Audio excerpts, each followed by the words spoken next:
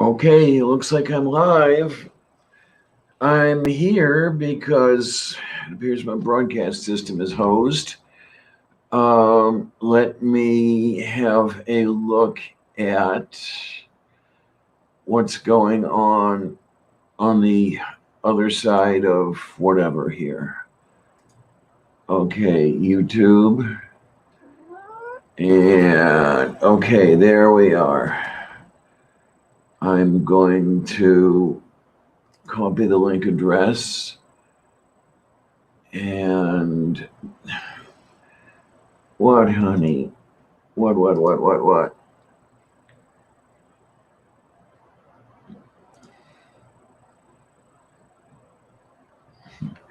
Honey, would you please move? No, God bless it. What the hell is it with this thing?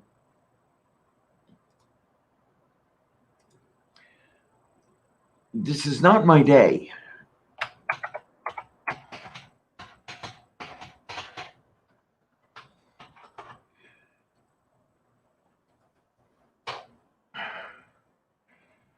Okay.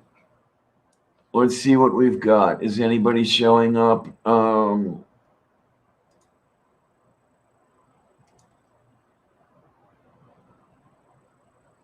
Okay. So I've got two watching. Hi, kids. Yeah, we've got a problem. It looks like one of the disk drives on the broadcast system is hosed. So you're all going to be happy to know that I guess I'm going to be broadcasting out of this for a while until at least I jury rig something that'll get the other system running. Oh, well, I guess I'm in for some work. So this is what was going to be the show that was titled What Am I to Do? And then I will just run into the regular Tuesday show and go from there when the time comes. So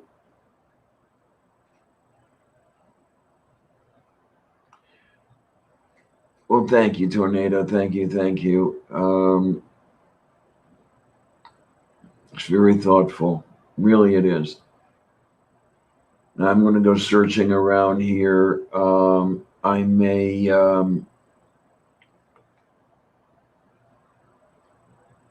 turn the OneDrive on this machine into two partitions and see what happens. But what I was originally thinking when I scheduled this show,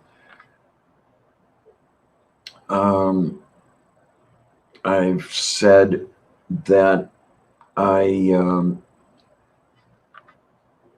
love doing this show, and I do.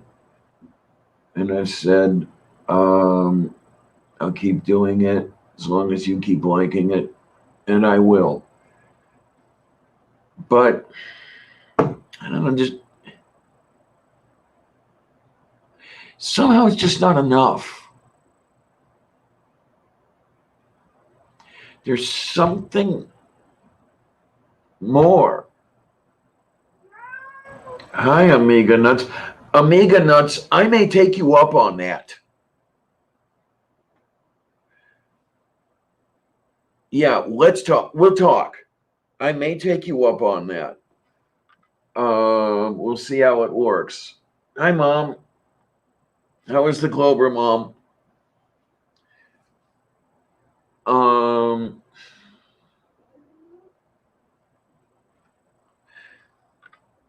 What I want,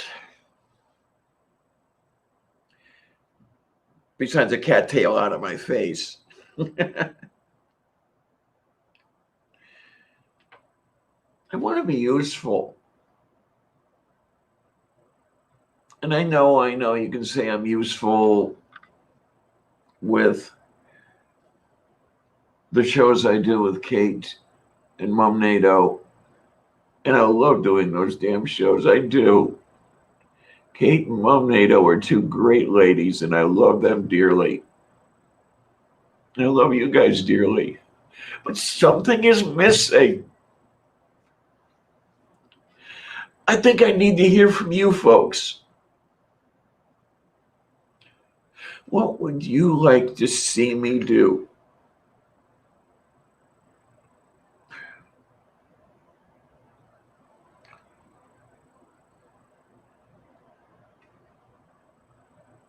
If you want to see response videos, I'll try. It's getting more and more difficult to do the response videos because I'll tell you, the people to whom I used to respond quit making coherent points.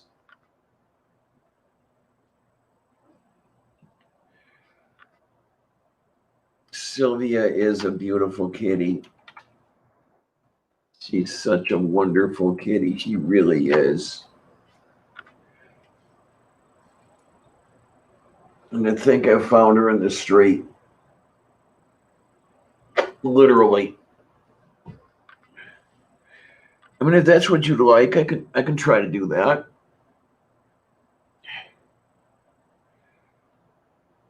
I'll try to not overthink, as somebody I know and dearly love tells me.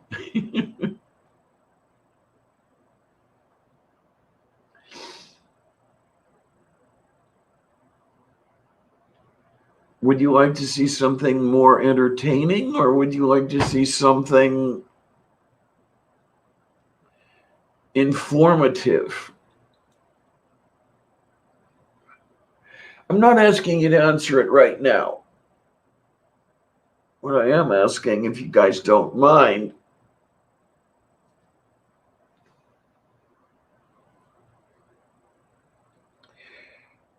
could you let me know what you think of things?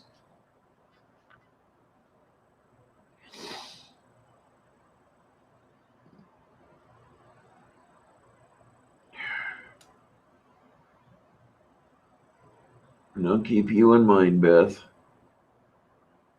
Thank you. It's an idea.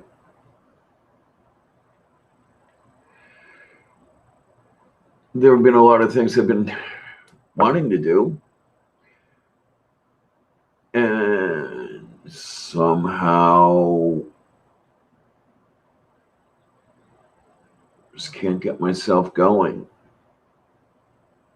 Every time I think of trying to get moving on something, that feeling of futility takes over. As in, what is it even worth?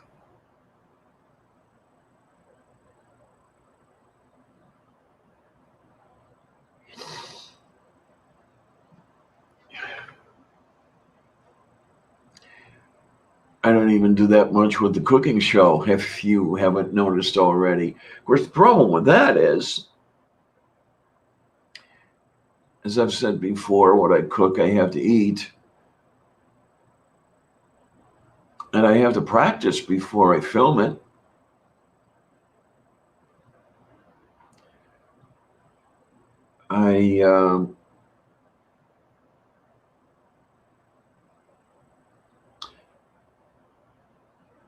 I made a spaghetti alla carbonara last night, and it was edible and everything, but it just didn't turn out well.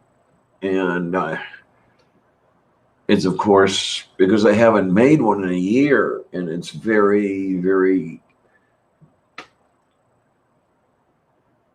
all the steps are critical. It's got to be done smoothly and everything else. But that's beside the point. I mean, that's that show. This is this show. This is the one where I got started, and this is the one where I want to keep going.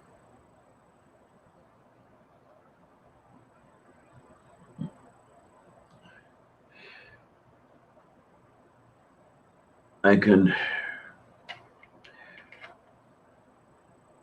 give it my best try.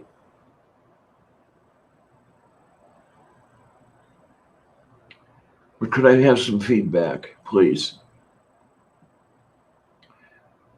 Whenever you want to give me feedback, whatever kind of feedback you'd like to give me. Tell me to go away if that's what you want.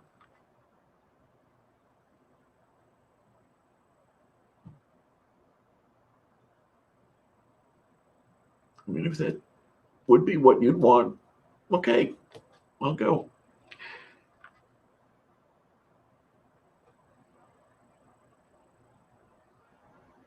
But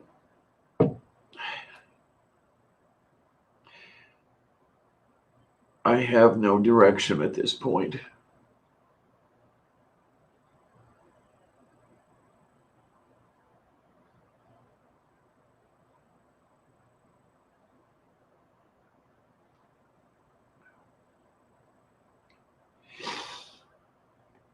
And I suppose it doesn't help that when I'm terrified out of my mind,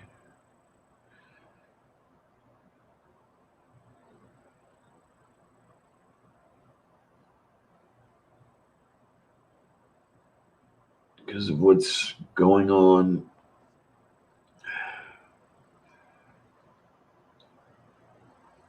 out of DC. We can talk about that. What would be my dream job? Oh, I'm not sure.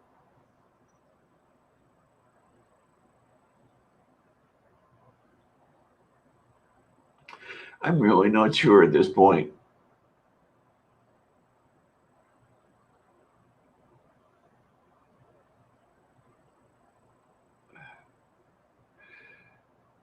I've been looking for my dream job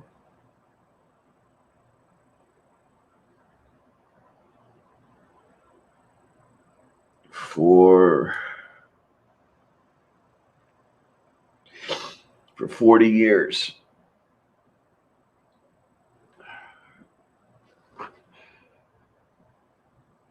And everything that seems to be never turns out to be.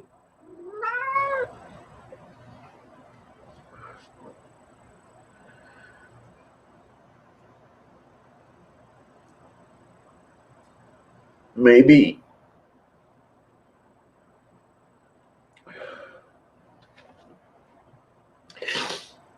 my dream job would be feeding the cat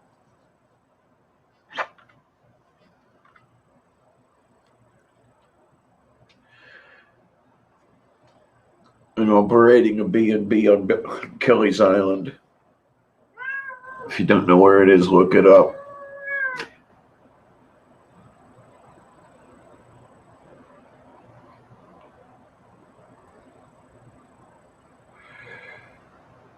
I just can't help but think that this gets boring for you kids.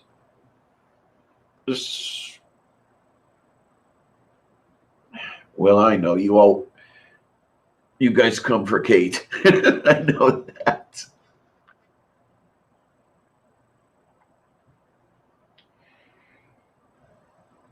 Come to think of it, so do I.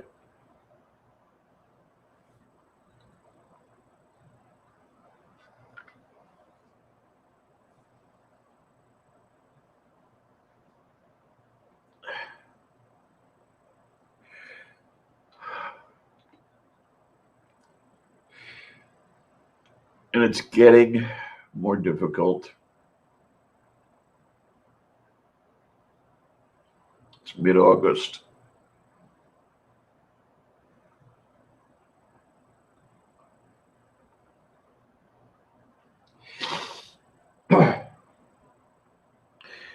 Shit starts earlier every year.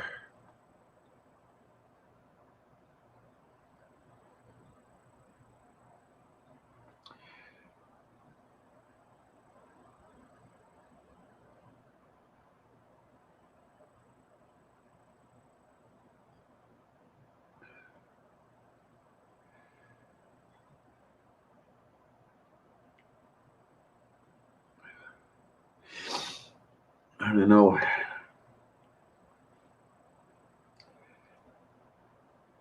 Brain bug, why are you naked? You can't have that.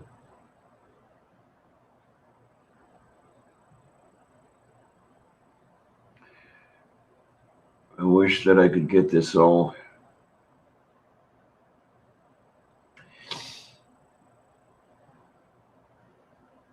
I wish I could get all this working smoothly.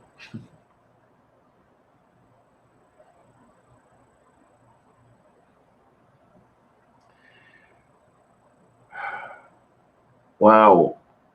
There's a name I haven't seen in a long time. Is Demi still around even?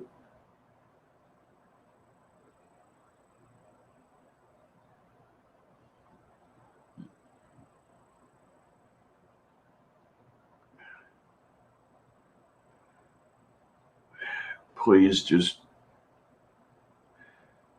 forgive this old dyke. He's just having one of those days.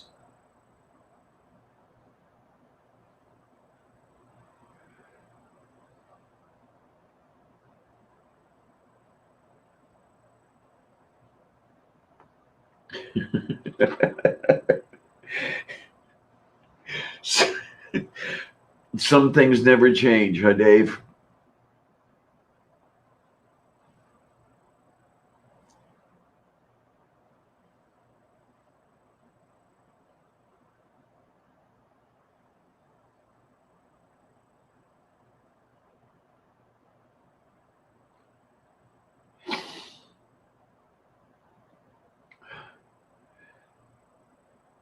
Okay, Beth, that's interesting. So you started watching before you knew Kate came on here. Where the hell have you been watching me?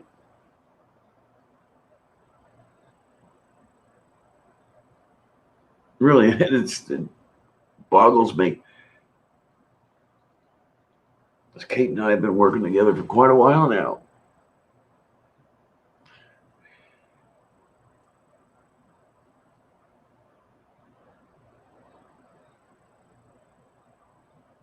And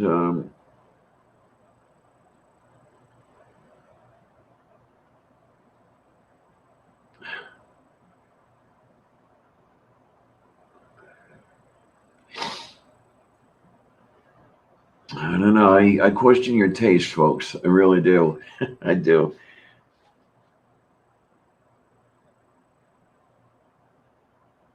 I look at other channels and they seem so well executed.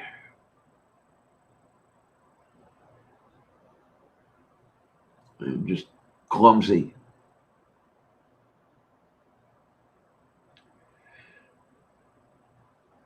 I guess that's part of it.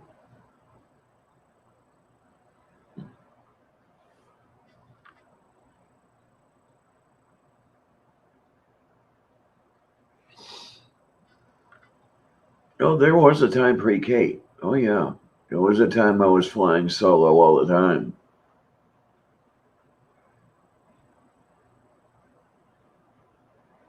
I was doing interviews.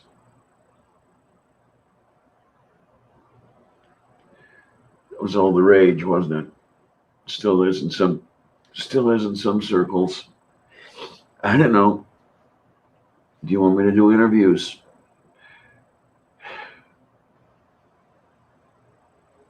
Please let me know. Really.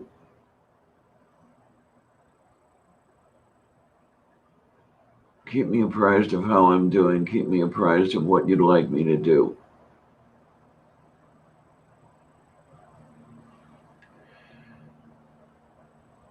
I know I don't have my email up on the screen. And yeah, Von Reck.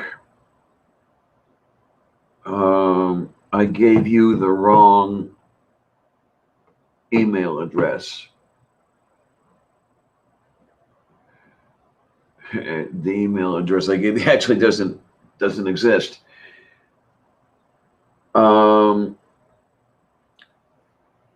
Let me get a pad and pencil, and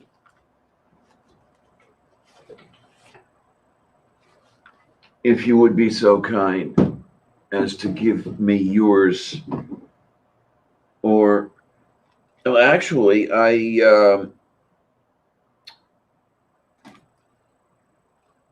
am following you on Twitter, but I can't DM you until you follow me. So if you want to give me the email, or you want to give me a follow, yeah, then I can give you my email address. But I've got to be really, really careful with that stuff too. Well, take care, Dane.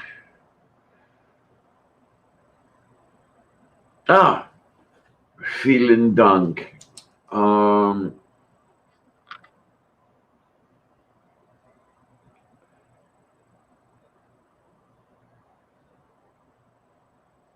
Okay.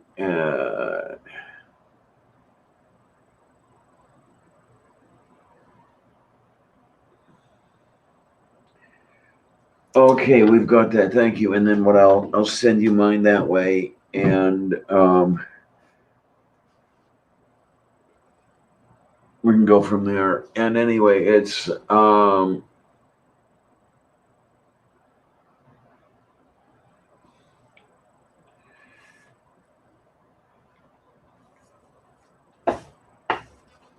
I don't know, where was I going to go with that? I have no freaking idea.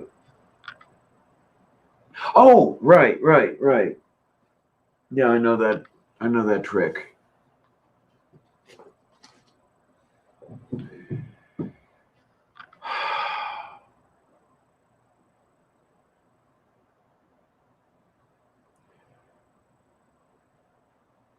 You didn't mean that, Beth. You did not mean that.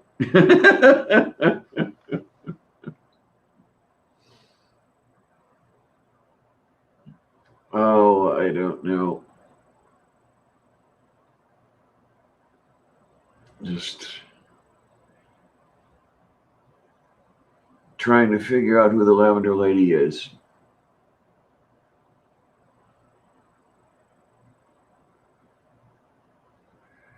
Kind of lose track of that every so often.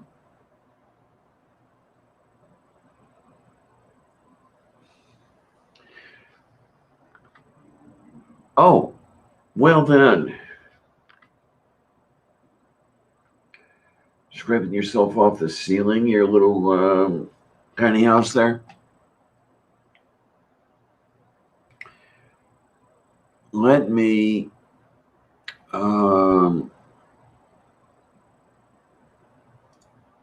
yeah, here I am. Okay.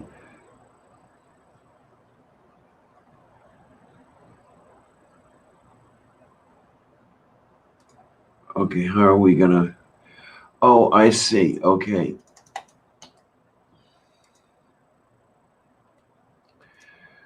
Yeah, I'm just looking at stuff over here and trying to see who to. Yeah. Oh my! I'm trying to remember how that is. Is that 8 miles high and lightly touched down? I forget.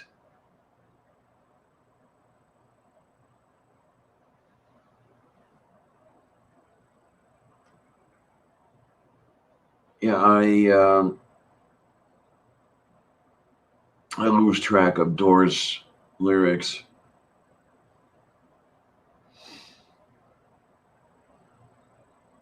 But okay, what do we have here? I'm just trying to see where we are and what we're doing.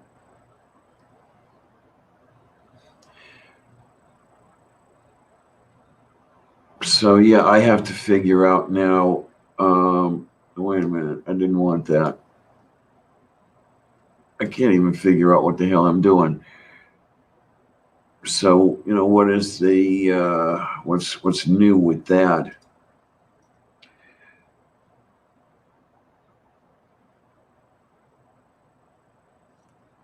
Uh,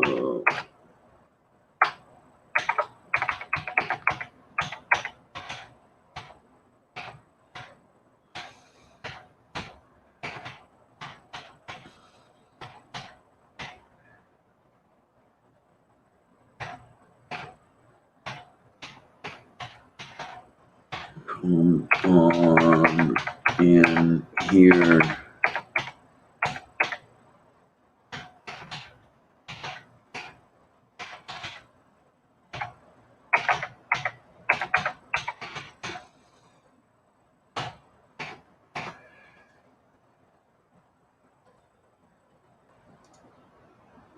Okay, there it goes. Yeah, we're getting there slowly but surely. Everybody will be overjoyed. And it'll still break, by the way.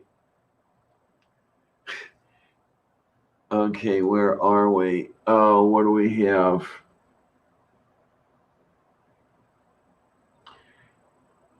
66 jobs. What? Have you had a new job every 2 weeks?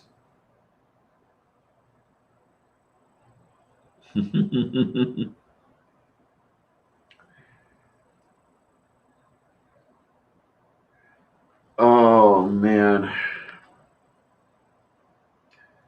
I remember Flagstaff. That was a while ago.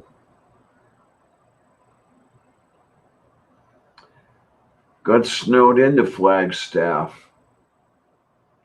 Saw um, saw Christmas Story as a first run because the roads out were closed.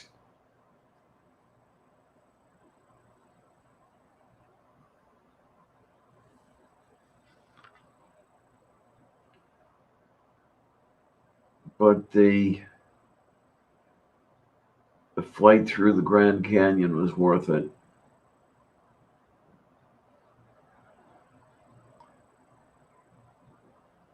That's interesting. You've averaged about 2.5 jobs per year.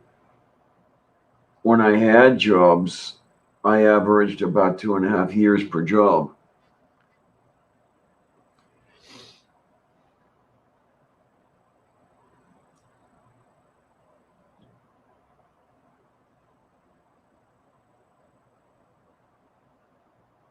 And all of that fell through.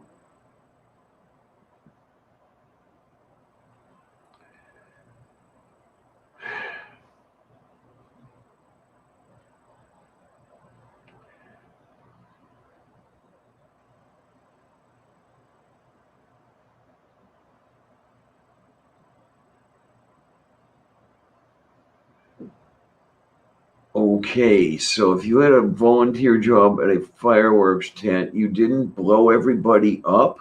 I'm amazed. I am. Really, I am.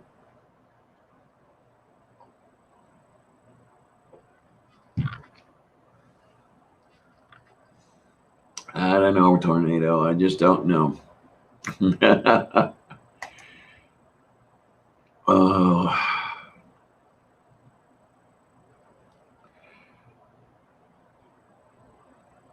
Oh, for the love of Saint Gulick.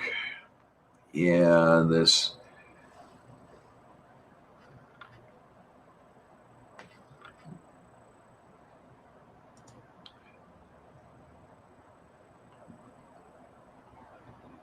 I try to get on Discord, and whenever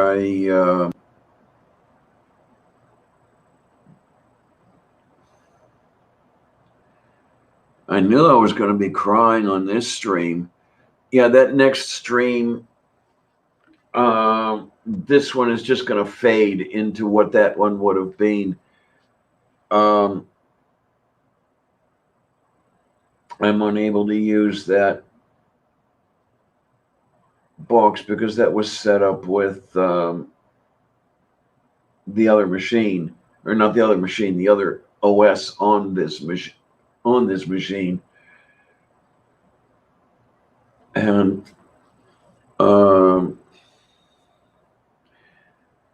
until I get that other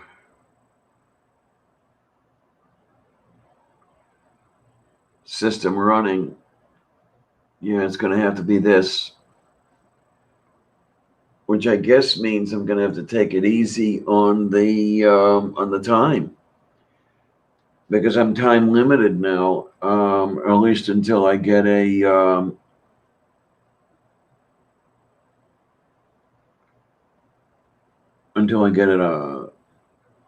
premium account put together. I haven't done that yet, honey. But we'll get on that. The finance, the cards and everything are set up such that I've got one open for this now, and I can go on here, and we'll just go from there.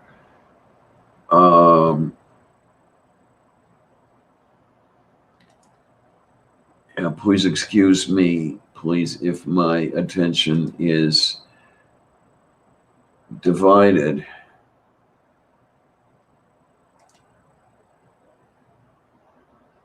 Okay, we're going to install Discord.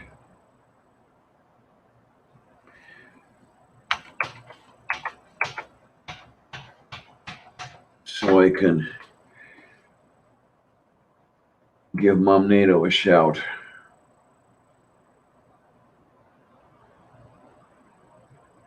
Yeah, this was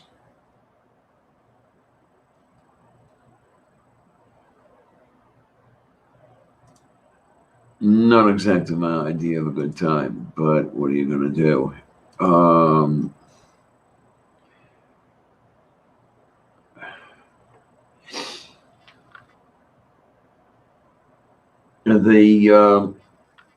I don't know how I got them hooked up in what appears to be backward.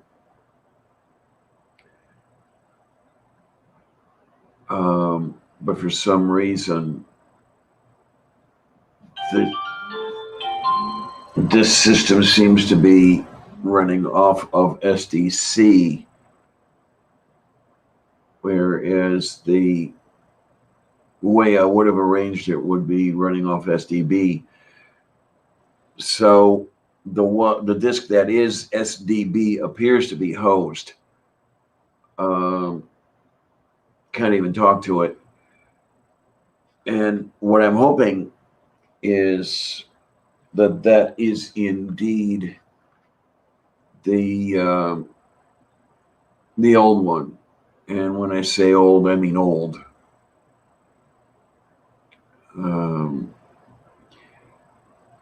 I won't feel too bad if it's the old one, especially because the older one is the smaller one. And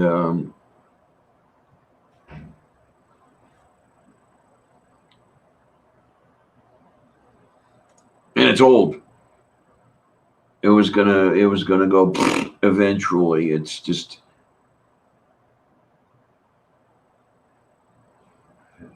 well, nerdy. I brought up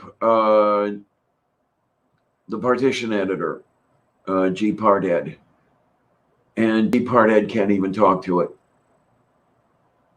says there's an input-output error.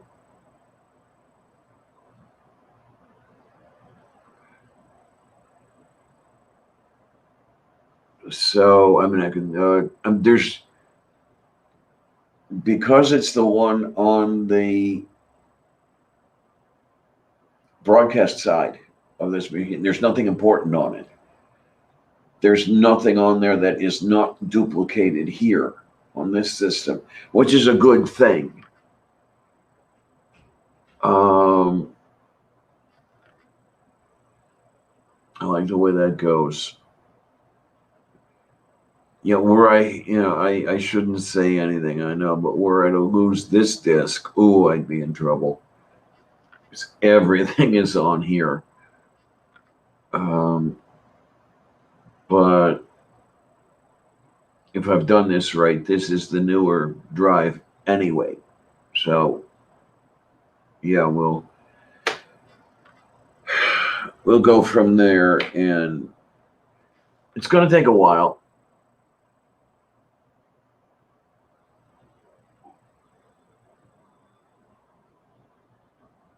because yeah, I'm either going to have to divide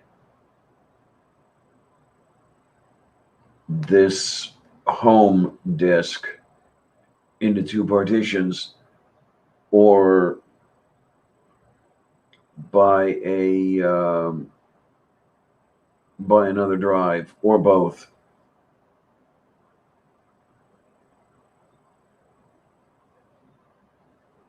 But as I say, we'll keep that going, and hopefully all will be well.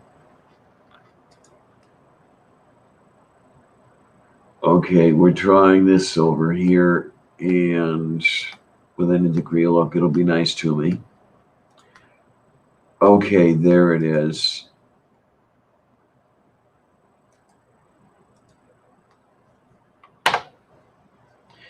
Okay, so I've got that there, and that's no big deal there.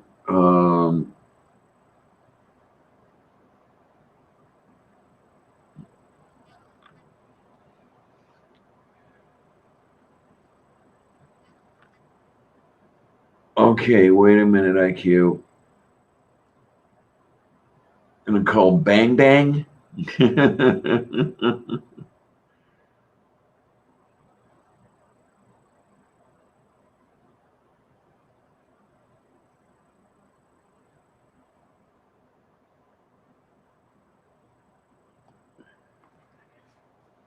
Yeah, that's just reminds me of Nancy Sinatra. That's all, and I don't know if I want anybody reminding me of Nancy Sinatra.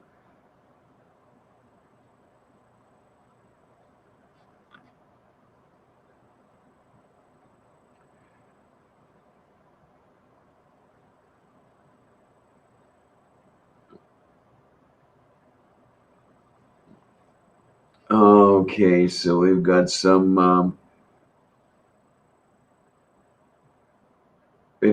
bank transactions going on here, huh? Okay, I like that. It'll work.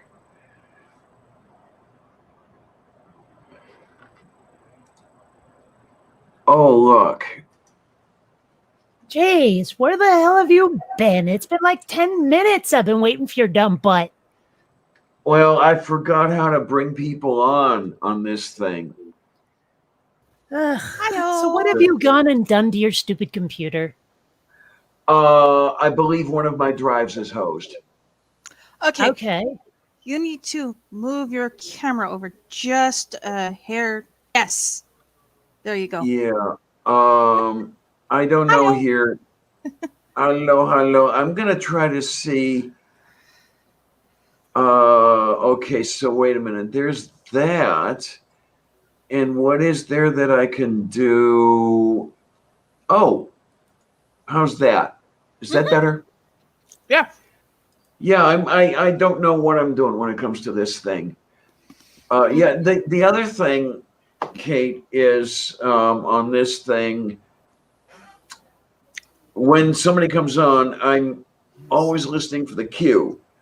Over here under Meet, I would hear boom, boom. And, I'm not hearing this, and I'm thinking, okay, nothing's happening and everything else, but I'm forgetting that this isn't Meet. But yeah, it's, yeah, I'll be talking to Amiga, if you don't mind, sweetness. I just may take you up on that drive. We can work something out and see how everything goes from there.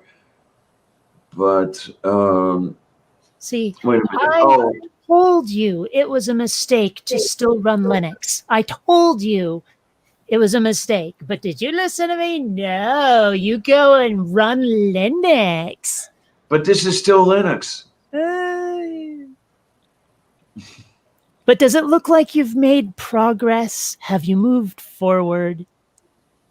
Well, actually, no. Today, I've taken a giant step backward.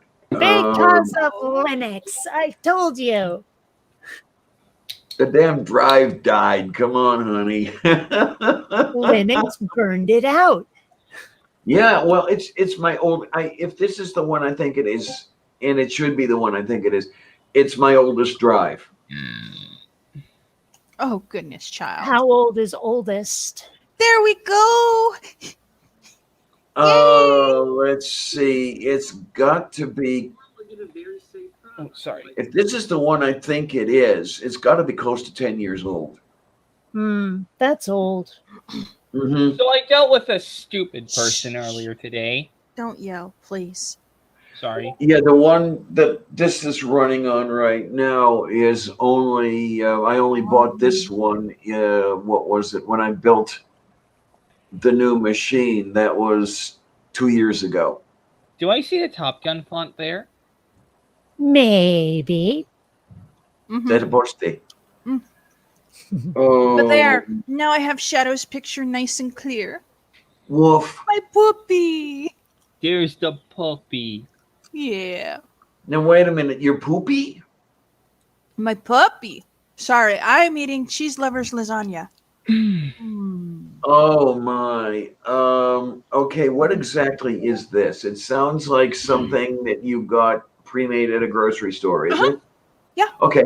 Okay. It's from, No, I'm not giving you a hard time over that. It's Stouffer's, that I could be think. very useful. Well, it's a pain in the butt for me to stand to make lasagna anymore. Okay. I do know how Pain to in make the butt. I think you're standing wrong. it. Yes, indeed. Well, okay. It's a pain in my ass and a pain in my back. All together, down to my ankles. Okay? Because Oh my. it's cooking the sauce, it's making the sauce, it's layering everything, getting it all together. It takes Well, the layering. hours. Yeah. Yeah, the layering is all sorts of fun because you've got to, lay it out and then pour and then spoon it out and pour and lay it out and pour. Yeah. Yeah. Yeah. So It's I like wanted- building a what's it called? A voltaic pile. It's like building a voltaic pile. you're yelling. Yes. Shh. Actually, yeah, it really is. But this was like $9 for a family size thing of lasagna that'll last us 3 or 4 days. Oh, well, okay, the 3 or 4 days is a really good thing. Yeah. 'cause Yeah, I it's mean, 3 or you're 4 paying- meals. Yeah. Let's see, 4 days would be 8 meals. So you're paying maybe $1 or so a meal. Yeah, that's not bad at all. Yeah. No.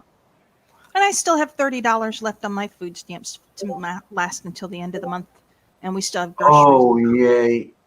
Yeah, okay, well, something came to my mind earlier today. Mm. I was thinking about the food stamps, and then I was thinking about the Section 8 and the recertification for everything. And then I was thinking about Louis DeJoy and About what he what? and Trump have done to the Postal Service. Mm. About who? Louis DeJoy, Postmaster General. Oh. Like, I keep hearing people talk about the Postmaster General, but not his name until now. Oh, okay. Yes, the postmaster idiot. Yeah. And then when I try to think of, like, something or other general, what pops into my mind is not the Postmaster General. It's that C. Everett Koop fella. Oh, the Surgeon General. Yeah. Well, how about the modern Major General? Nah. Nah. Although the cartoon individual. Mm-hmm. Yeah. No, but really, I don't know how you do this in Florida, Momnado, but here everything is done by mail, and the various agencies don't even answer the phone. So if they send me a demand that I recertify, Mhm. and it takes 3 weeks to get to me, and the Section 8 contract, for example, expires after 2 weeks, Right, you're screwed.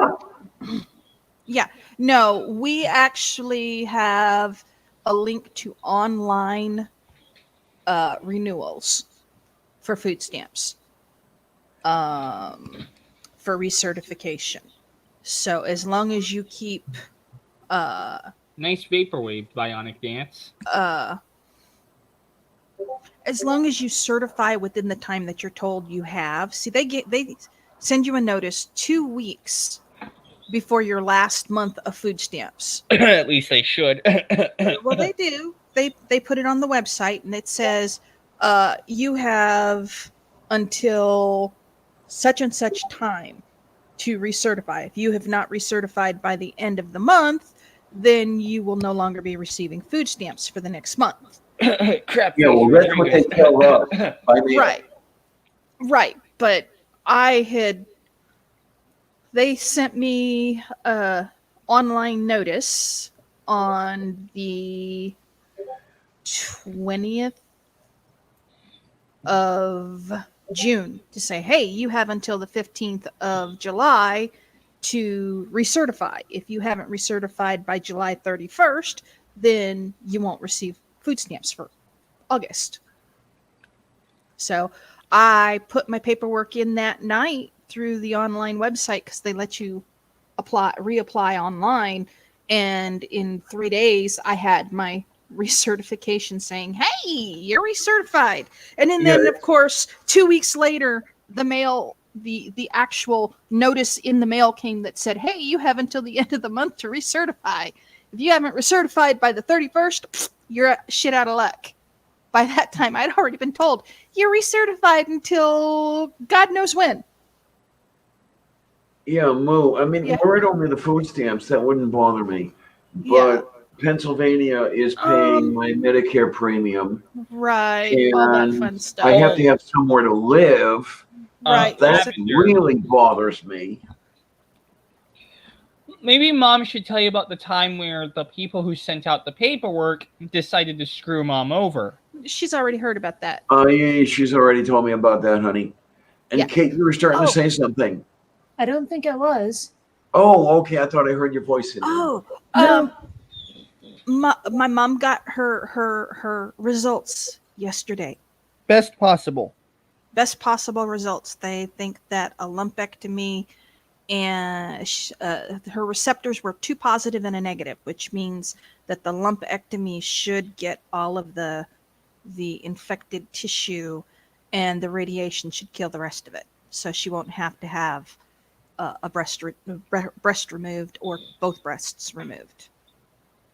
Okay, that sounds like good news. It is. Sounds like good news, yes. Yeah, but the pain in the butt comes where I have to take her in for surgery, pick her up after surgery, and then stay at her house for 24 hours.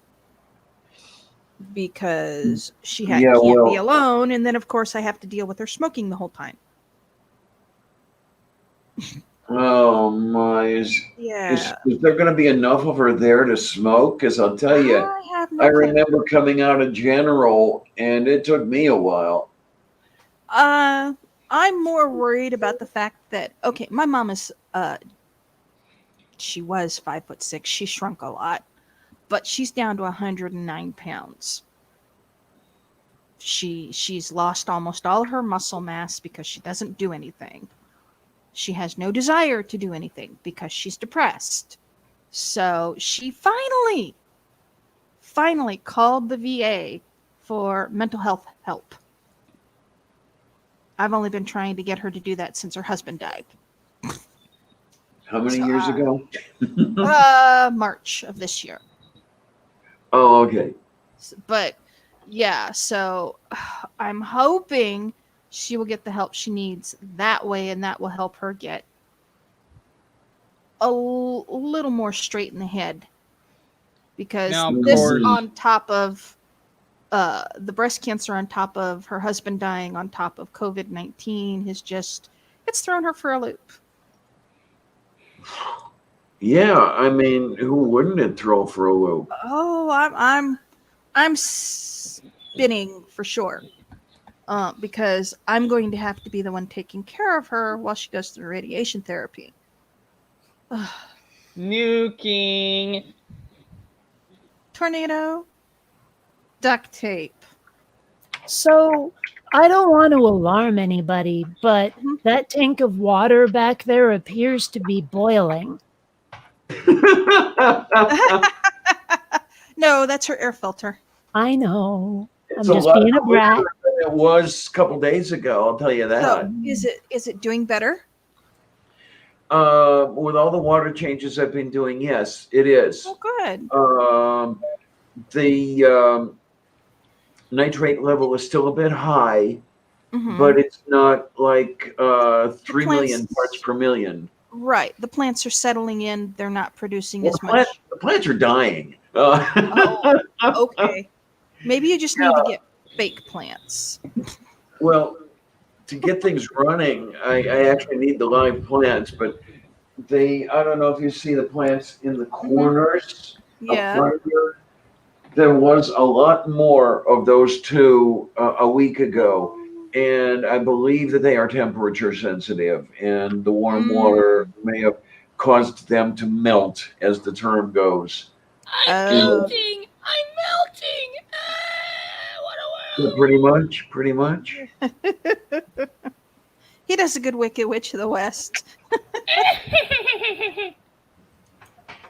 The laugh needs work. Yeah. It's not a cackle. Whatever. Oh man, I'm That's a little trying to remember. Although we better cut that out before we get copyright stricken. Okay, a cackle is not considered a copyright strike. Anybody can do that. They can't stop you from laughing. Right, and never mind if it sounds a little bit like somebody else. Oh, hello, kitty. Which one? Smudge. Is that Tokiti and Tokiti? She's the kitty. Yeah, she's on the kitty. Oh, did you ever show Diana the kitty? Yes, there's pictures on her Discord. A good picture of Smudge looking at Molly's many laying much down. pictures of the kitties is. Yeah, that last picture I sent of Smudge is absolutely gorgeous. I think that's my favorite one. Yeah, well, Kate, you've had Atheist Inside for quite a while, haven't you? I guess so. I haven't really used it online in ages. Atheists Inside? Yeah. To take Oh, off I love on the that. Intel logo. That's hilarious. Mm. Doom, doo doo doo doom. Wow. Okay. Yeah. You've never heard of the old Intel logo Yes. sound? Oh God. Talent. I heard that long before you were even born, kiddo.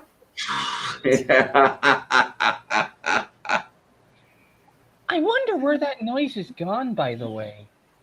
Who cares? What noise? The Intel logo. Oh, Bom, bom, bom. gotcha. Moof beef. No freaking idea at all. I mean, I know Intel is still out there, but Yeah. Oh. I mean, given that I don't see very many advertisements or advertisements or whatever you want to call it. I want to call it iodine. Okay, Element 53. I like StreamYard, the fact that it puts the YouTube comments up. That's pretty cool. Oh, okay, so you get to see those too. Yeah, alrighty. Yeah. No, wait a minute. What do you have going on over there, Kate? Is What? that That's the Slytherin logo. No, it is No, not. not Slytherin. It's an Ouroboros. It's the Auron from Neverending Auron, Story. that's right. Ah, yeah, that one. The Yeah. one with the sick bass line. Sure. But yeah, that's what that's from. Oh, okay. Yeah, I didn't know if it was, out of human history somewhere in the deep dark past, or if somebody had invented it for a story or something like that. Okay. It's from the 80s. Central Oh, look, Planetary Union. Union Central. Yes, What's that from? the Orville. Okay, I don't watch the Orville. Ah, you're not allowed here anymore. Yeah. They don't have it on the channels I have. So get Hulu. It's all over Hulu. Mm. I didn't know that. I don't Oh, use my can't Hulu say that account. again without lying. Indeed. Oh my word. Yeah. So, did you catch the news earlier today, where DeJoy said that to avoid any appearance of tampering, he's ordering a suspension of the changes at the USPS. Yeah, I mean, it's like, great. You've already done the damage. Well, You know, I don't know that there's any recovering from what he's done.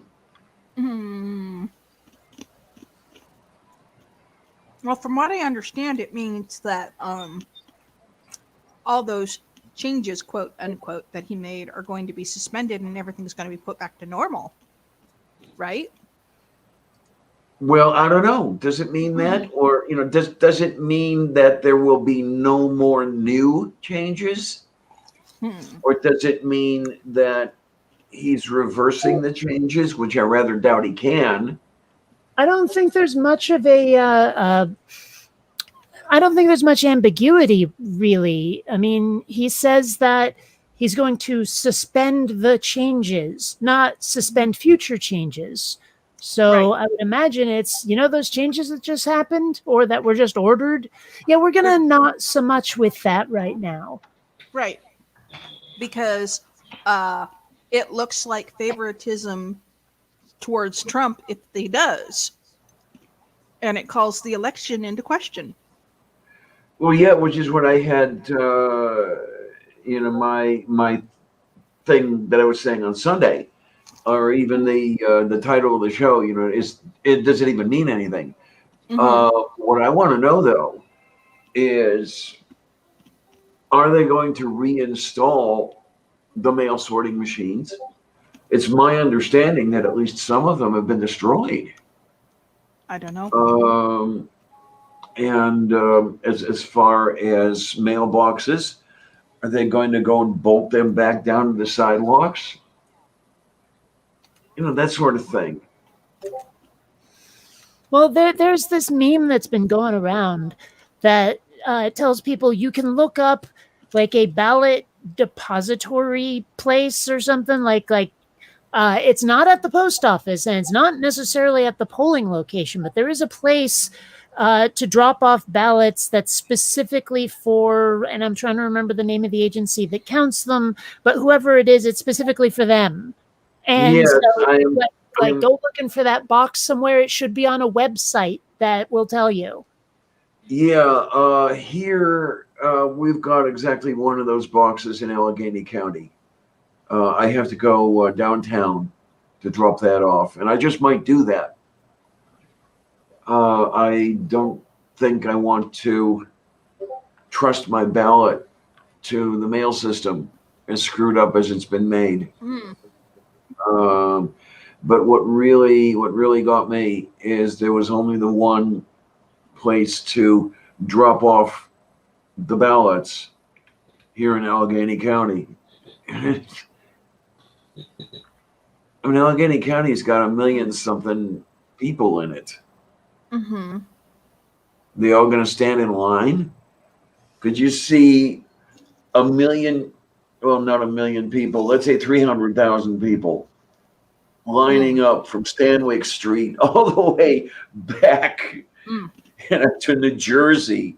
I mean, for Christ's sake, I don't know.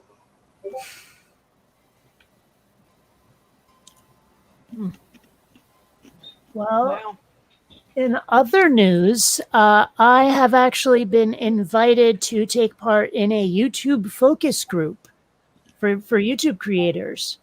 Yay? Yeah, so I'll finally be able to give those bastards a piece of my mind about the crap they've pulled. Ouch. Okay, so this is this is with YouTubules itself.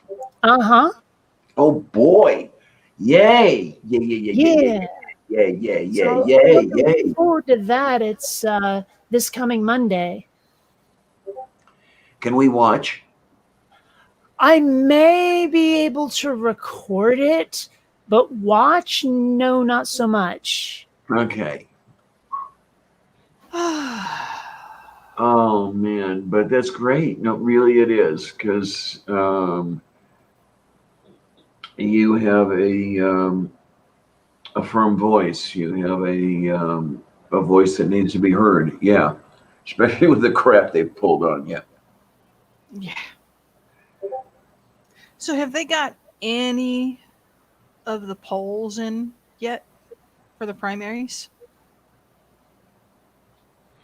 I'm not sure. Well, something I saw sometime within the last 24 hours was allegedly the lead that Biden has over Trump is narrowing. But the person who called that to my attention at the very first was operating on an article that's been around a while. SJ put this out, and then I went looking for it, and it appeared to be something back in June or maybe July.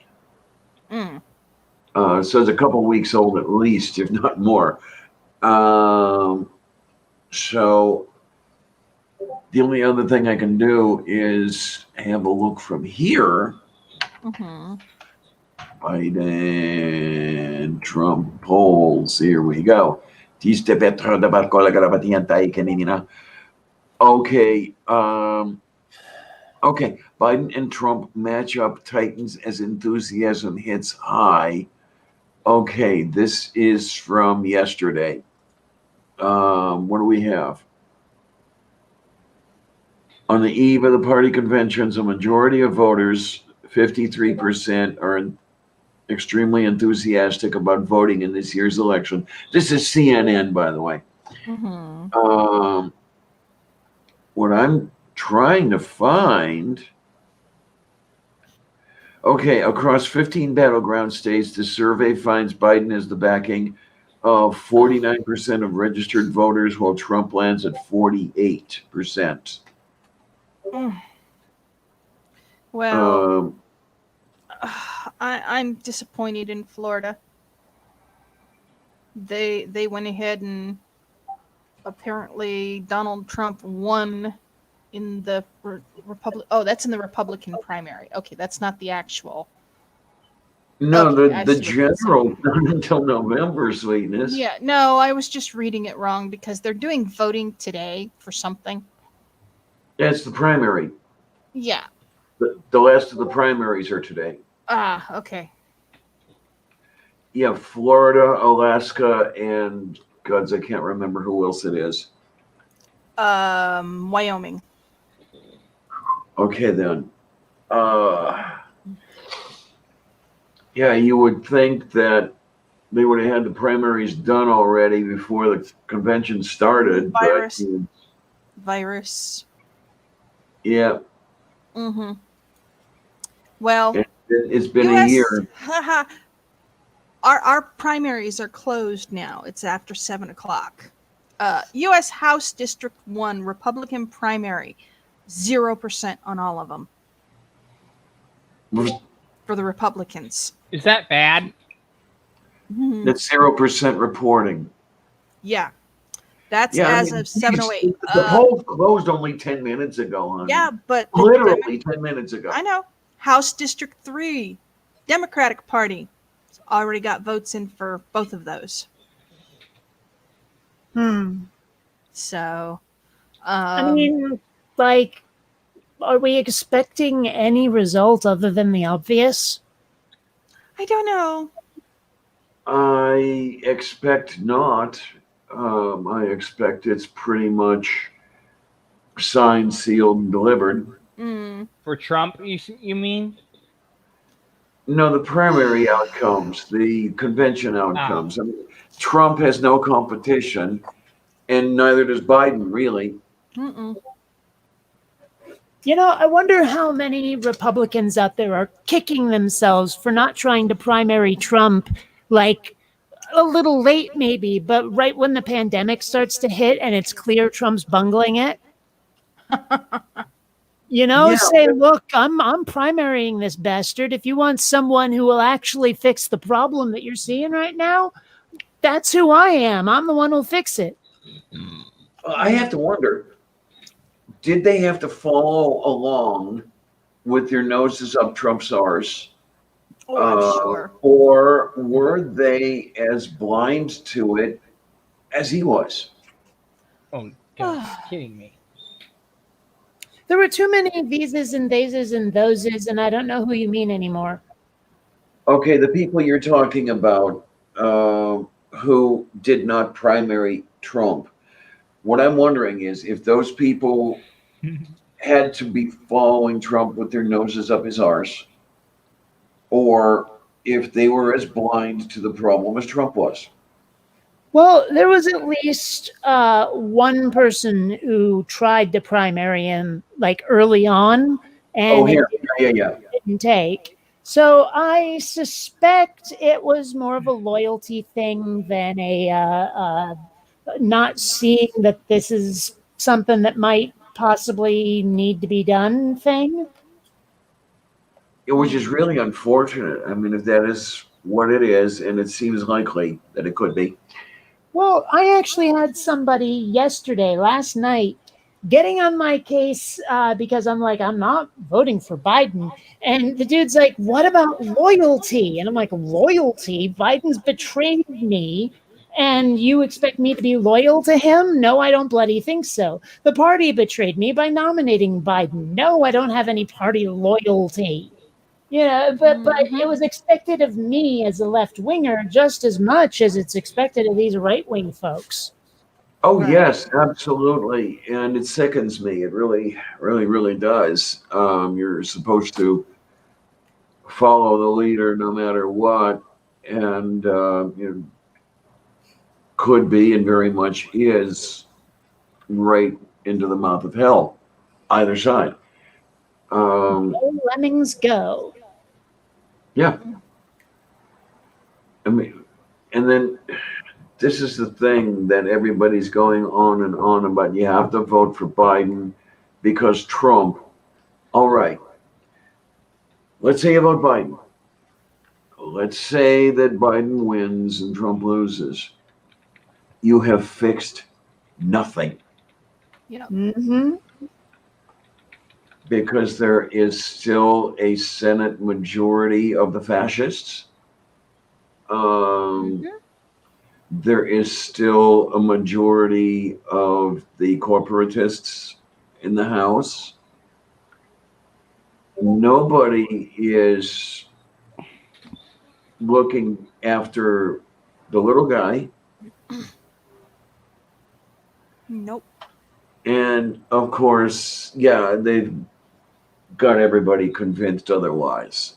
Well, what And I'm trying to figure out is the whole Kamala Harris thing, because I've got a lot of people going, oh my gosh, she has the most progressive voting record of anyone in Congress, even Bernie. And I'm like, okay, but you know the whole thing about how when she was like in charge of the police, she was a real bitch about just about everything, up to like withholding evidence that would exonerate a death row inmate, like holding people in prison past their sentences because they were cheap labor, that kind of thing. Does that mean nothing to you people? Oh, she has a progressive voting record, big fat hairy deal. Apparently that's enough to offset this kind of bullcrap. I don't know, is your voting record all that progressive, really? Well, if the charts I've been seeing indicate, maybe, I don't know, but what I do know is that her values and mine when it comes to crime are clearly not in line. And given that we're in the middle of like basically a race war over police violence towards minorities, I'm thinking we don't want someone like her as the vice president, not with her record on crime. Right. And Amiga Nuts asks, do you think there will be a USA in 4 years, Critical Cripple? Honey, I'm not sure there'll be a USA in 4 weeks. Yeah, this country's right on the brink. Yeah. I think a lot of folks don't want to believe it, but this country is teetering. What would it take to bring this country back from the brink of death? A miracle? Probably a Okay. significant amount of magic, yes. Okay, Critical, if Trump wins in this current election in 4 years, he doesn't have a choice. There are term limits on the presidential election. It You only won't get him matter. 2 terms. What rules have mattered in the last 4 Well, this is years? true. Really? Well, and even if we don't take a cynical view like that, I mean, Trump would probably find some loophole that would suspend the election or allow him to ignore the results. There's something in there. He's already, recently, within the last couple days, talked about having, his 4 years and then having 4 years more and then another 4 years because the first 4 didn't go right. It's like, Doesn't work that way. what is on his mind if you hear him talk like that? Really? Clearly, he is a child, and the United States is his plaything, and he doesn't want us taking away his toys. Right. Mhm. And I'm expecting All sorts of shit. If he which loses. building is going to be our Reichstag. What's he going to set fire to? Well, I don't even necessarily know that it will come from him. Like this might be ignited by an attempt to remove him. I just really hope we don't fall apart. Well, Oh, we You will, know, in a honey. way, I We will. kind of hope we do. If we split up into a bunch of independent nations, it could actually work out for the benefit of all of us. And then what? We unify once we get our shit together, or is that No. gonna What be makes you think No, we're there's no unifying back unification. up? That, like I'm telling you right now, that if a civil war comes like that and we split off into smaller nations, the United States is not going back to what it once was ever again. Right. So either we get it right now, or we lose the United States forever.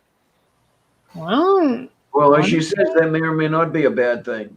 yeah, I mean, like it's a joke putting up that map of the United States of Canada and Jesus land, where basically the east and west coasts got annexed into Canada.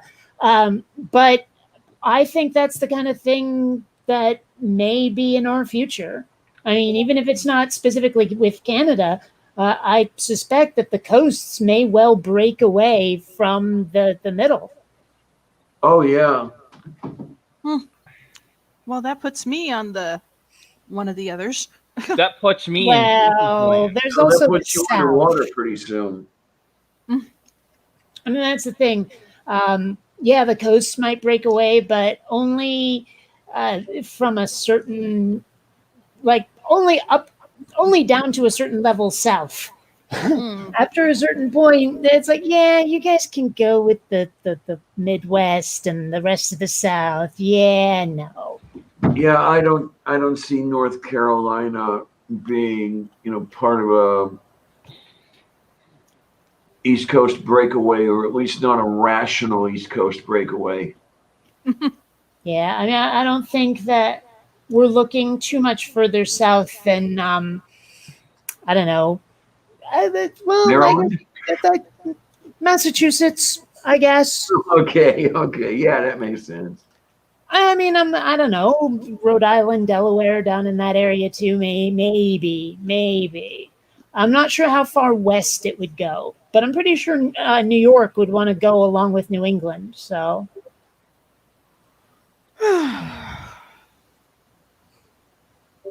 Yeah, I have a feeling Pennsylvania would be left behind, as red as Pennsylvania is land area wise anyway.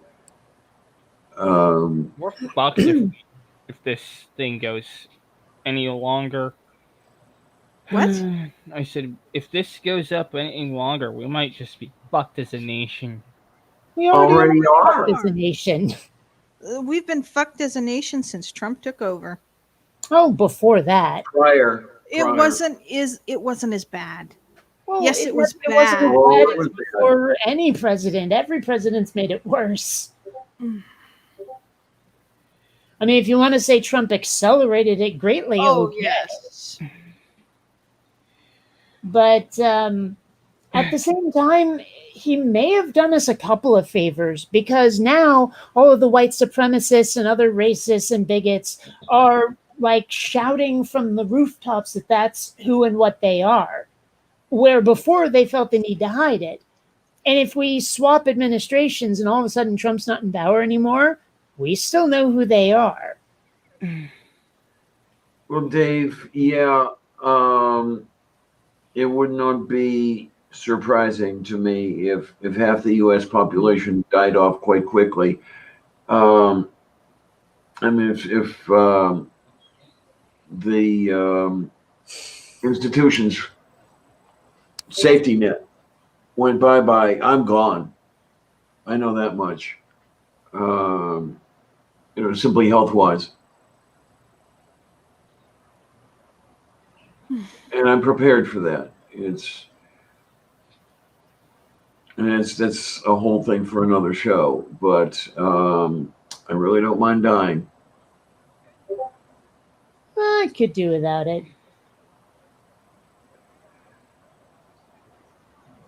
I mean, one of my favorite sci-fi books has a scene where one of the characters gets his chest blown out by a needle grenade, and they try to save him with cryonics, et cetera, et cetera. But his dying thought was, "Wait, I haven't," and that for me is the big bummer about dying, is I haven't done this, that, and the other thing yet. You know, I've got a bucket list that probably couldn't be fulfilled within even one lifetime.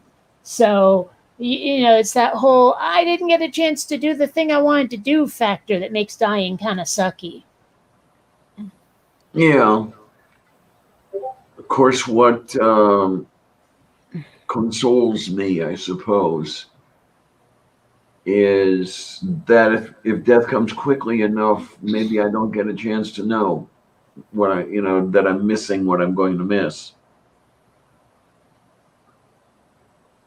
Oh, well. Now, in my luck, it won't be quick. Well, not if the thugs I hired do it correctly, no. Oh, okay, fine. Yeah. But,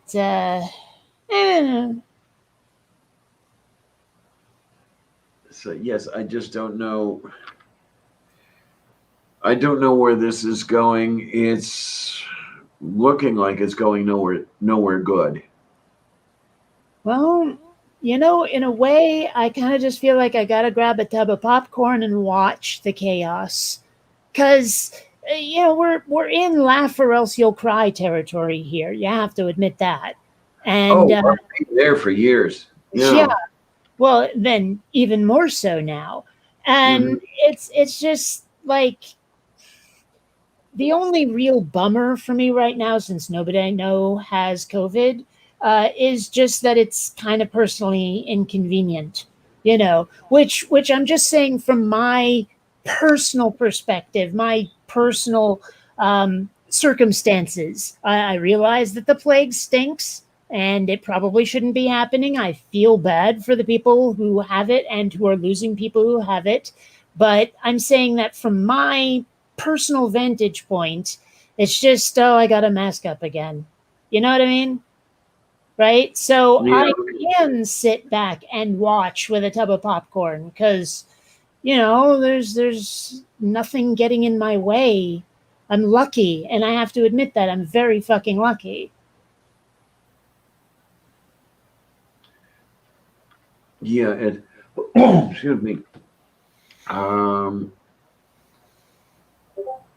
The other thing I don't know is, when we will be even halfway cleared. What do you mean When the exactly? threat of communicability is significantly reduced. Maybe to the point where you might have to wear a mask, but not much else. We're kind of there already, or at least we are here in San Diego.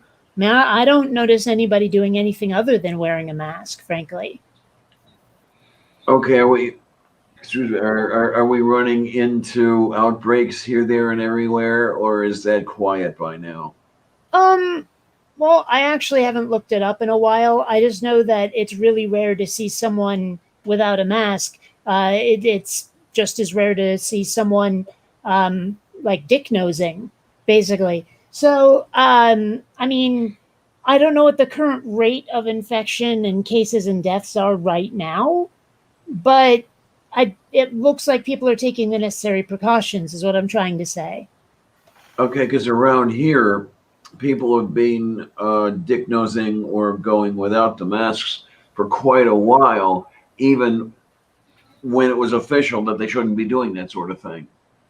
Well, They'd stand in line at the door to the Squall Mart, and then the person there would look and, okay, there's the mask. Okay, go on in. And as soon as they were in, they'd pull the mask down. That sort of thing. well, I guess I just live in a more civilized part of the country. Yes, you do. Anybody who wears a mask here keeps it on. They don't pull it down normally. I don't know. Oh, what? Even the Floridians actually wear the damn masks? Mhm. Oh yeah.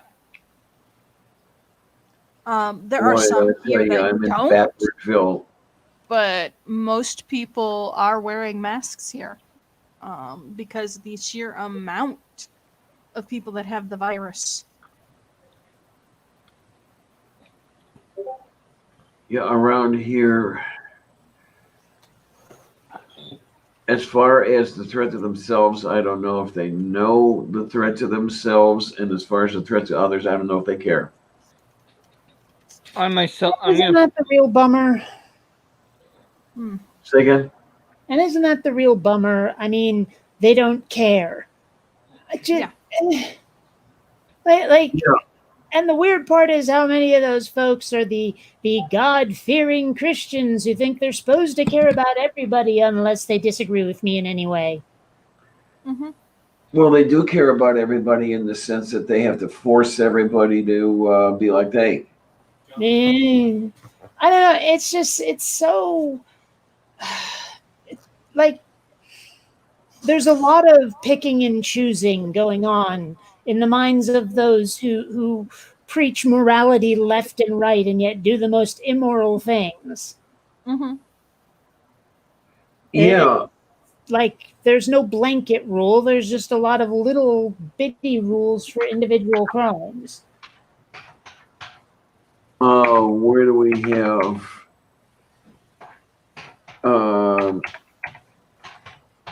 Just the one that fits it perfectly. Oh, here we go. Yeah. I mean, the wonderful types who believe in family with their ever-loving wife beside them, but she doesn't know about my girlfriend or the man I met last night. Yeah, that one. Yeah. Mm-hmm. Ow, son of a bitch. Sorry, my elbow hit my elbow hit the microphone. Oh my. How often does that happen? Because I know the last film of yours that I watched had that in the bloopers. Yeah, it happens from time to time. It depends on how much attention I'm actually paying to the screen I'm looking at. Because like a lot of the time when I hit the microphone in my videos, it's because I'm actually looking at the script rather than at the camera, and so I'm not noticing where my hands are going. Okay, then. You know, and right now, well, let's face it, I have 3 screens worth of internet. I'm very distracted. Hey Mm. guys, I'm thinking about taking off and heading to bed. Night night. Well, have a good night. Night. Later. Da prožnie. Mm, So, yeah. Oh, wait a minute. Man, I keep thinking I ought to have some good news, and I've already like shot the wad on that one with the YouTube interview thing. So, man, I don't really have any good news, do I? Good news is hard to find anymore. I'll tell you. No news is good news at this rate. Well, yes and no. I mean, I think some very good news would be, it's over, we found a vaccine. How are most Christians in a death cut? Death cult? Well, I mean, let's face it, Because it's all worshiping a about the dead guy dude. dying. I mean, Jesus kind of Oh. committed suicide by Roman, and people worship his death because it saved us all. It's a bit of a death cult. Okay. Oh my, it's yeah. That whole I don't get well, I do get it, but I don't get it. That whole blood sacrifice thing. Because yeah, the blood has all the magic and all that stuff. I get that, but if you'll excuse the expression, please, that seems primitive isn't the right word. Primitive is a neutral word. Barbaric. Oh, What's your word on? I went with crude, but go on. Yeah. I would have hoped that after some number of centuries, like, was it being 19 of them by now, or 20 centuries, people would have grown beyond that whole juju stuff. You'd think. But, Yeah. you know, I mean, it'd also be nice if the story was internally consistent, because it's so not. I mean, much like with the problem of evil, God is simply too powerful. Because if, we need the blood, the magic's in the blood. Really, you're all powerful. Just snap your fingers and do it. Forgive everybody. You don't need a blood sacrifice if you're as powerful as advertised. But it's just so. And that because the Bible and a lot of those stories are just mixtures of stories from other cultures, obviously the Christian God is the biggest and baddest God, has the biggest dick of any God out there. In fact, has infinite power. And it's like, yeah, you guys kind of backed yourself into a corner with the infinite power thing. I mean, maybe if, God has infinite power, but sometimes he's a bit of a dick. Or, God has infinite power, but sometimes he just doesn't notice shit while it's happening. Then at least God has some flaws that would explain a lot of the stuff that he should be able to do and would want to be able to do, but clearly hasn't done. God being flawed makes so many problems go away, but they insist he's perfect. And there's the thing, a flawed God would be easier to believe. Yes, exactly my point. Yes. And what was the one I was heading for? The book.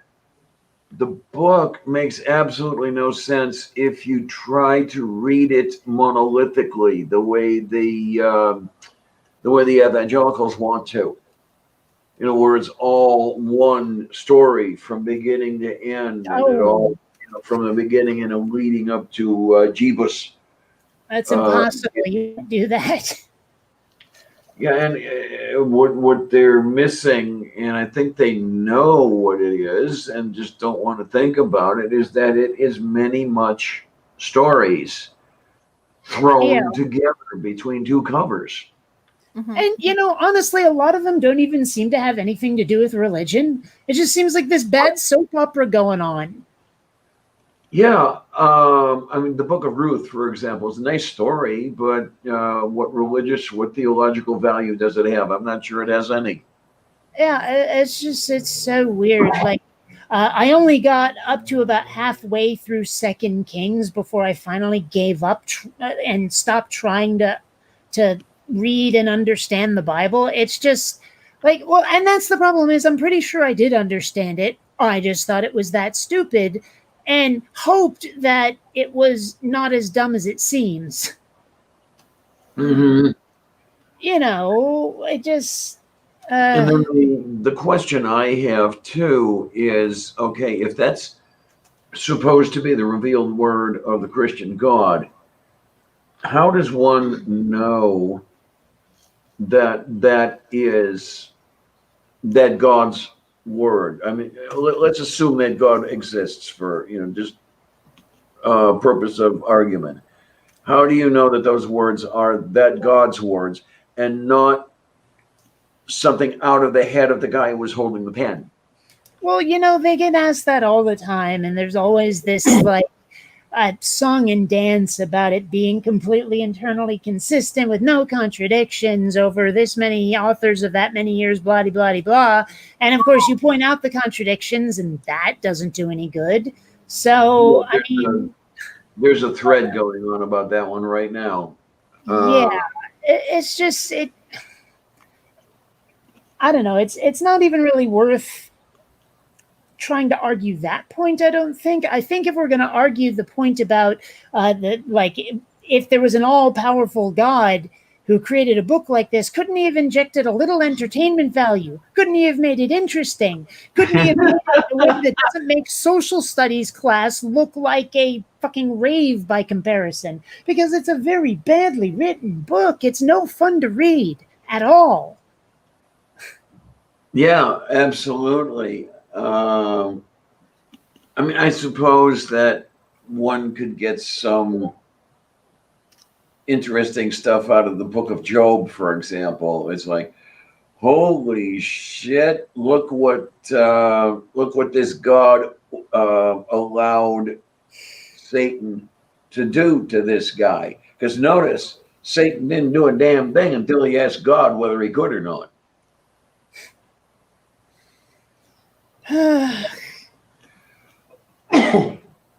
Oh my! And it was somebody could sit there and read that all that as a loyalty test.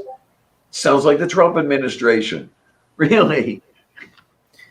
Well, I mean, okay, the one thing that knocks me out is the people who have the whole book memorized, right? And there are people out there, oh yeah, who can quote you chapter and verse. You could throw chapter and verse at them and they'll come up with it. And it's crazy that they do it. But I remember a long time ago, like my parents were really into like PBS type stuff. And we were watching Masterpiece Theater all the time and this, that, and the other thing. And there was some show that was set, I'm not even sure exactly when, but it was around about, I guess, the end of segregation or something. And it was happening in this little rural town where there was this precocious young black girl who was showing up all of the white people in town. And at one point they had a Bible quote contest where they were like going back and forth on who knew the Bible better. And in the end, the girl won. And the town had to quite embarrassingly admit that they had bought a bow tie, expecting that the boy that she had trounced to be the winner, not thinking that she ever could because she's black and a girl. It was like it's supposed to be an inspiring story and all of that. And I was just bored because there are no spaceships. But that scene stuck in my head of just the like mayor of the town or head of the school or whatever the frig it was, looking so embarrassed with this little box with a bow tie in it, for the boy that they thought that was going to win. And I'm sitting there also thinking that poor boy doing all that work and only getting a bow tie in exchange. Yeah, that too. You know, that's gotta suck. Like no one's having a good time in that scene except for the girl who's probably thinking, nah, these guys are chumps in her head, you know? Yeah, yeah, and she dare not say any of it because God, she gets squished. So I don't know. There's memorizing the Bible. I'd rather memorize Yakko's World. At least it gets you free drinks at karaoke night. Okay, then. Yeah, Well, that's very, very moo. man, I have no idea what I'm I talking could use all the help about. I can get. Not that anyone's dating now, because you can't, you know. Really? But still, Oh, you can date on the internet.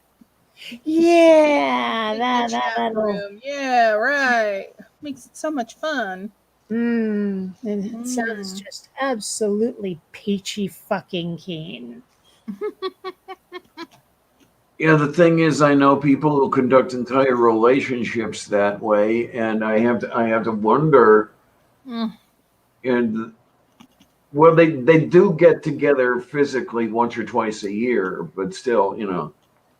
Other than that, Okay, have you ever seen Black Mirror, the show Black Mirror? Mm-mm. doesn't sound familiar. Okay, it's sort of Twilight Zone-ish, but it focuses specifically on dangers inherent in technology, Mm. right? And there's Okay. this one episode that takes place where these two guys who are like old friends, but are separated by distance and only communicate on the internet. And they start playing this game that's a total immersion video game, like not even virtual reality. We're talking more like jacking your brain in type stuff. Very cyberpunk. And so they start playing this game together. It's sort of a Street Fighter, Mortal Kombat style fighting game. And the thing is, now this was the part that stuck in my head, is one of the two guys chooses a, damn it, I keep hitting the fucking mic. One of these two guys chooses a female character, which is fairly common enough, but the character's name was Roxette. And I'm like, is that named after my favorite band? Or they can't be a coincidence. You named this character after my favorite band, right? But there's no answer to that in the trivia anywhere. But what ends up happening eventually, because it's total immersion, you're feeling what your character feels. They start having sex in this virtual environment. But then when they start talking outside of the virtual environment, they get uncomfortable again because homophobia, you know? Mhm. So it's the whole episode is about them dealing with what seems to be a kind of, if not love, at least lust, but with like some rather unfortunate deal breakers in meat space, you know? So I mean that's the Sounds like could be fun. Something I'd like to see. that's And the by the way, kind hi of Neil, honey. story they tell is like, look, technology's dangerous and let's make it scary. Yeah, I didn't see Neil slip in, but there he is. He came in about 3 minutes ago. I am. Oh, excuse me. I'll consider it. Please. Oh, all right. Moo. Oh man, now that would be, yeah. More people should have a cross-dressed Bugs Bunny emoji. That would be great. Yeah. Yeah. As long as he doesn't sing opera. I still want to know what opera sounds like sung in a normal voice, or if you're not screaming to the bleachers, I wonder what opera sounds like. Have you seen what is it now? I'm trying to remember the Rabbit of Seville. Is that the Looney Tunes episode? Yes. Yeah. That's what opera sounds like if you sing it normally. Didn't sound like it to me. Sounded to me like people singing opera. Oh, okay, because I don't know. Would Elmer Fudd qualify as a fat lady? No, I mean, no, I seriously want to hear what opera sounds like sung in a normal voice. Because let's face it, when people sing opera, they bellow from the diaphragm in ways you don't when you're singing rock and roll, you know, or barbershop quartet or whatever your pop music poison is. You don't sing like an opera singer. And I'm like, I've found plenty of the reverse. I've found plenty of here's this rock and roll song or this punk song sung like opera, but I can't find here's opera sung like a punk song. Like people only want to hear it go one way. I'm curious, very curious what it sounds like. But whatevs. There might be like one video of it sitting in some dark and musty corner of the internet, and I'll have to scroll through 13,000 pages just to find it if I ever do. And when I finally find that video on that day, it will begin with an old ancient Asian man saying, "Well done, young grasshopper. Yes. Your Google foo is strong." And the end of the film will feature a sign which reads, "You have reached the end of the internet." Okay, sure, why not? Kill the rabbit, kill the rabbit. Yes, absolutely. Mm-hmm. Daprozhnie. It's like in the one fat opera singing dude where like he sings and gets red in the face, and then that thing in his tuxedo goes flapping up like yeah. Yeah, where Bugs is Leopold Stokowski. Yeah. So I've never understood that. Is that not actually a shirt under a tuxedo, or is that just the guy cheating like it's a clip-on tie kind of cheating? Oh my, I believe that's called a dickie, and I believe it's a kind of clip-on tie cheating thing. But not every guy wearing a tuxedo does it. Something like that. Okay. Um, That's the. I mean, number one, not a guy, but number two, aversion to formal clothing. So these are bits of trivia I never learned. Okay, from the font of all knowledge, a dickie is a type of false shirt front, originally known as a detachable bosom, designed to be worn with a tuxedo or men's white tie, usually attached to the collar and then tucked into the waistcoat or cummerbund. So yeah, what you're seeing rolling up on, or I forget, does it roll up or does it snap up and hit him in the face? Well, it probably does both, but the way I remember is it rolling up like you've pulled up the blinds. Uh-huh. Yeah. Yeah, because the picture that they have, one of the pictures they have here on the WikiWaki is pretty much exactly what that guy was wearing. Well, I got to see if I can. I don't know if I can og this foo or. Wait a minute. what are you attempting? I'm going to try to share a Chrome tab here. Oh. Am I doing it? Mm-hmm. Yeah, this little thing in the picture on the right at the top. Yeah. I would imagine, though, that they would not be built in such a fashion that it could swing upward as if it were being like dragged there by some internal force, like a wire or something. I would imagine it would just lay flat. I see what looks like strings there, or is that just words? I'm not sure how it gets attached, but it said like tucked into the waistcoat or something. Mm-hmm. I don't know. Oh yes, tucked into the waistcoat or the cummerbund. Right. Better dickies have a trouser tab at the end to secure them down, preventing the dickie from popping out. The rigid plastic dicky came into fashion in the latter years of the 19th century and was one of the first successful commercial applications of celluloid. It's funny. I really only know Plastic of dicky, huh? the, like, prior to now, I only really know about the existence of Dickies because of Howard on The Big Bang Theory, Okay. because he wore them all the time.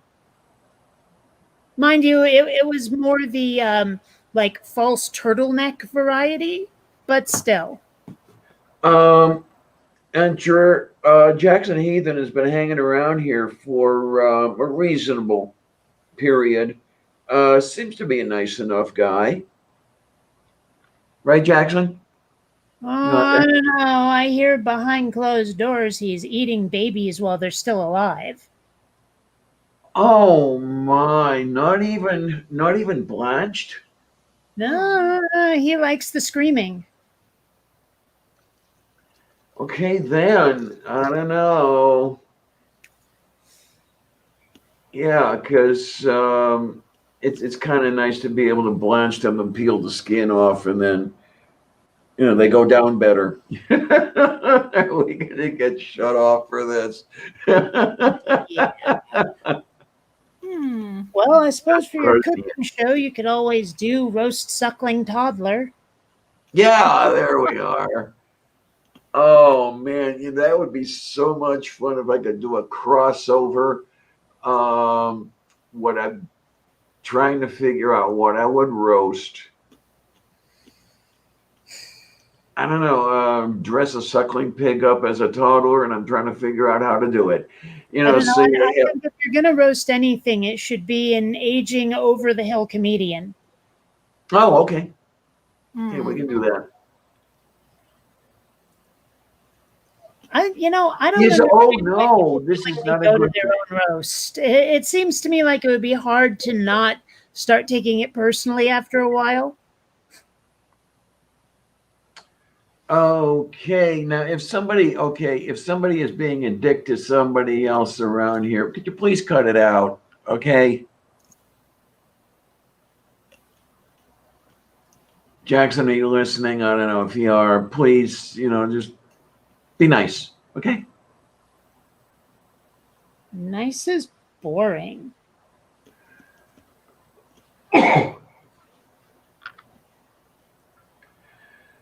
Oh my, oh my, oh my, oh my. Easy am I not knowing on the thing here.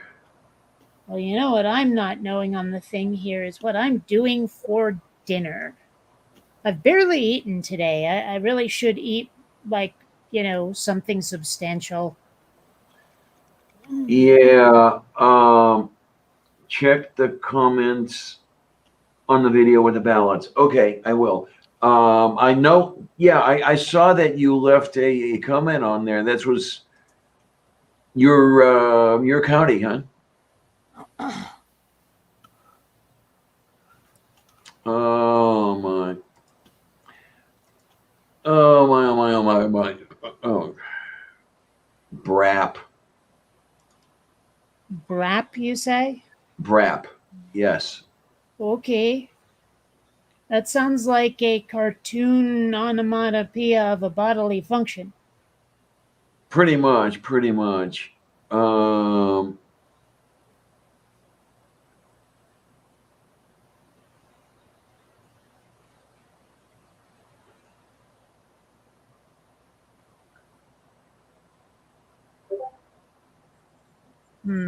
Okay, yeah, that's What's what? yeah, I'm seeing in the comments that were left to Sunday's show, there's a little bit of an altercation going on. And Jackson, please don't make me lose respect for you. Please. Really? Perhaps I should look and see what's going on here. Let's see. Sunday show, huh? Yeah, coffee with lavender number 83. I do apologize for burping. Wait, so this isn't happening now? No, it happened on Sunday, apparently. Well, the comments happened less than an hour ago. And why are we talking about it now? What's going on? Oh, Enter was wondering who this Jackson Heathen was. And I mentioned, he seemed to be a decent enough character, but she mentioned that he was being a bit of a jerk to her. And I'm reading these comments, and yeah, it bears out. On what topic? This is the comments to Coffee with Lavender number 83. Enter mentioned that the ballots that were shown in the thumbnail are from her county. And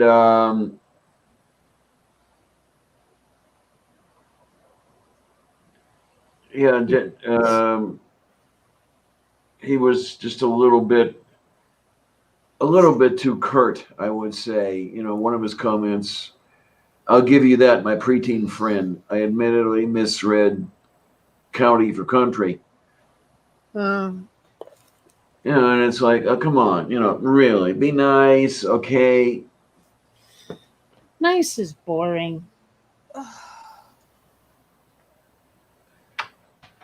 Like, have you ever been in a video game that's really big and huge and you go from village to village and just one day you decide, screw it, I'm going to save my game and then depopulate the whole map just for kids?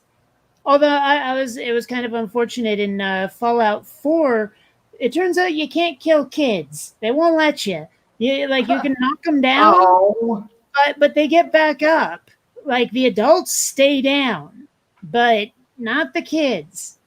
I guess it was their compromise. Like, okay, sure, like video game kids will react to the crap you pull, but we're not going to let people actually execute them. That sounds like the kind of compromise they would have made with the Games Rating Commission or whatever.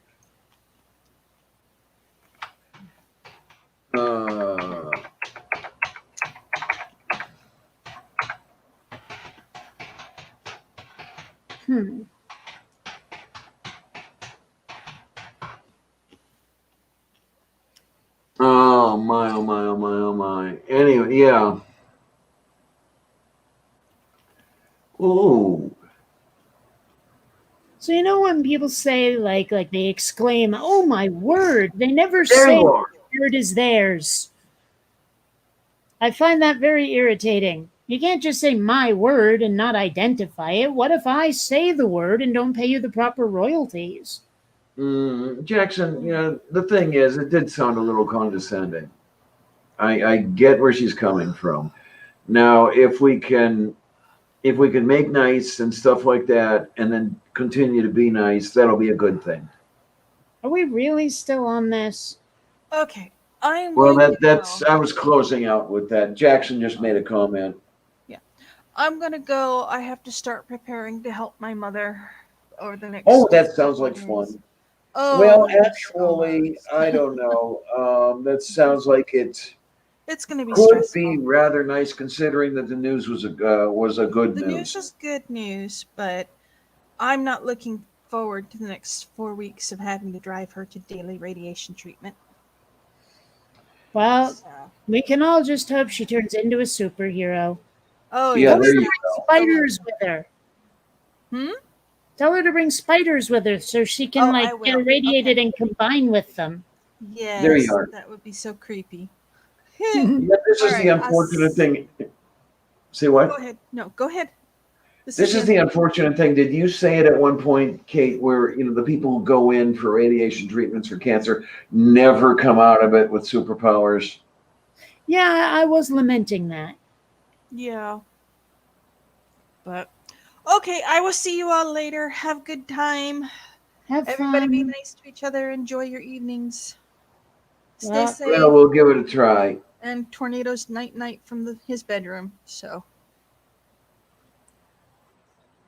Night, Tornado Bombardier. Yay. Or something like that.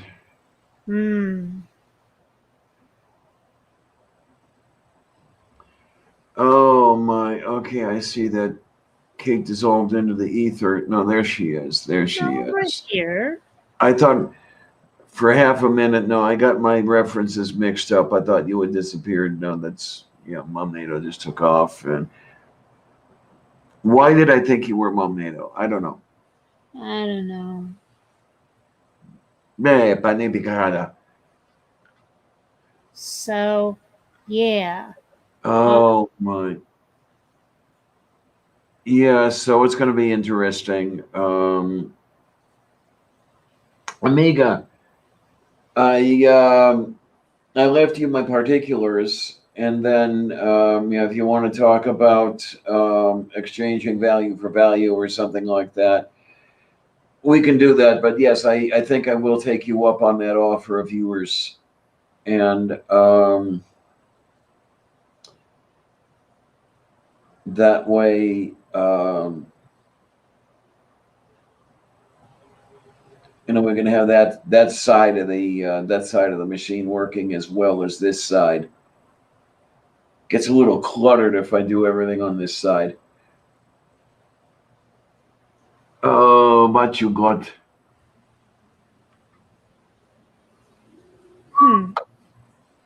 Seems like not a lot has happened since last we spoke. Yeah, it's just more of same, basically. Well, oh, wow. But then, okay, well, what has happened is I've been up for about 30 hours, but never could fall asleep last night. Oh, don't you hate that? Yes, I do. It's not for lack of trying. And I go into the bedroom and I'd lie down, and if I could simply lie there and be comfortable, that would be nice. But it's sort of an anti-feeling lying there. You just can't lie there. You really have to end up getting up and out of the bed and back out here and doing whatever you're doing. And yeah, it would be just nice if I could go in there and lie down and look at the ceiling for a couple of hours. Well, you know what ends up happening to me a lot? I like to read myself to sleep, and every now and then I'll pick a book that's too interesting, and I never end up getting tired because I'm like enraptured. You know? That hasn't happened to me in a while. That happened to me when I ended up reading Mostly Harmless in the space of about 12 hours. Yeah, it was in the evening. I started reading it, and I just kept reading and kept reading and kept reading, and by about I don't know, 7 or 8 that next morning is when I finished the book. Okay. Oh my, it's been a while since I've done something like that. Yeah.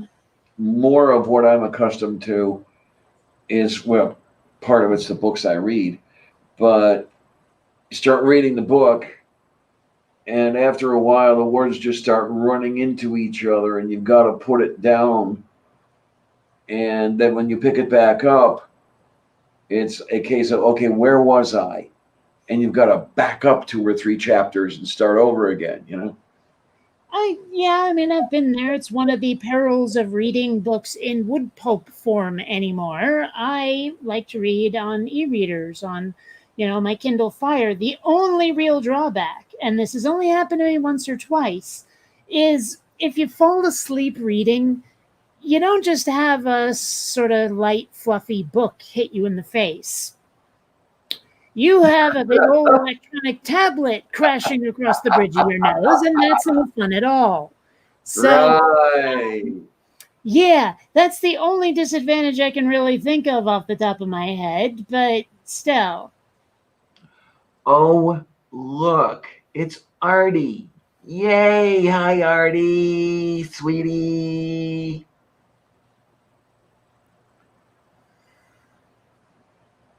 Been a while since I've seen you. Oh my. Oh, you know what, honey? I'm getting the impression that the enzyme factor may not be the cause of my muscle cramps. It may be my shitty kidneys not clearing all the waste out of my muscles. Hmm. Well, look on the bright side. It might just be those alien nanobots finally taking over. Oh, there you go. Oh, which Doctor Who episode was that? It was the one, Ooh Ee Ooh Ah Ah, I think it was called. Okay, You then. know, which Doctor Who? Yes.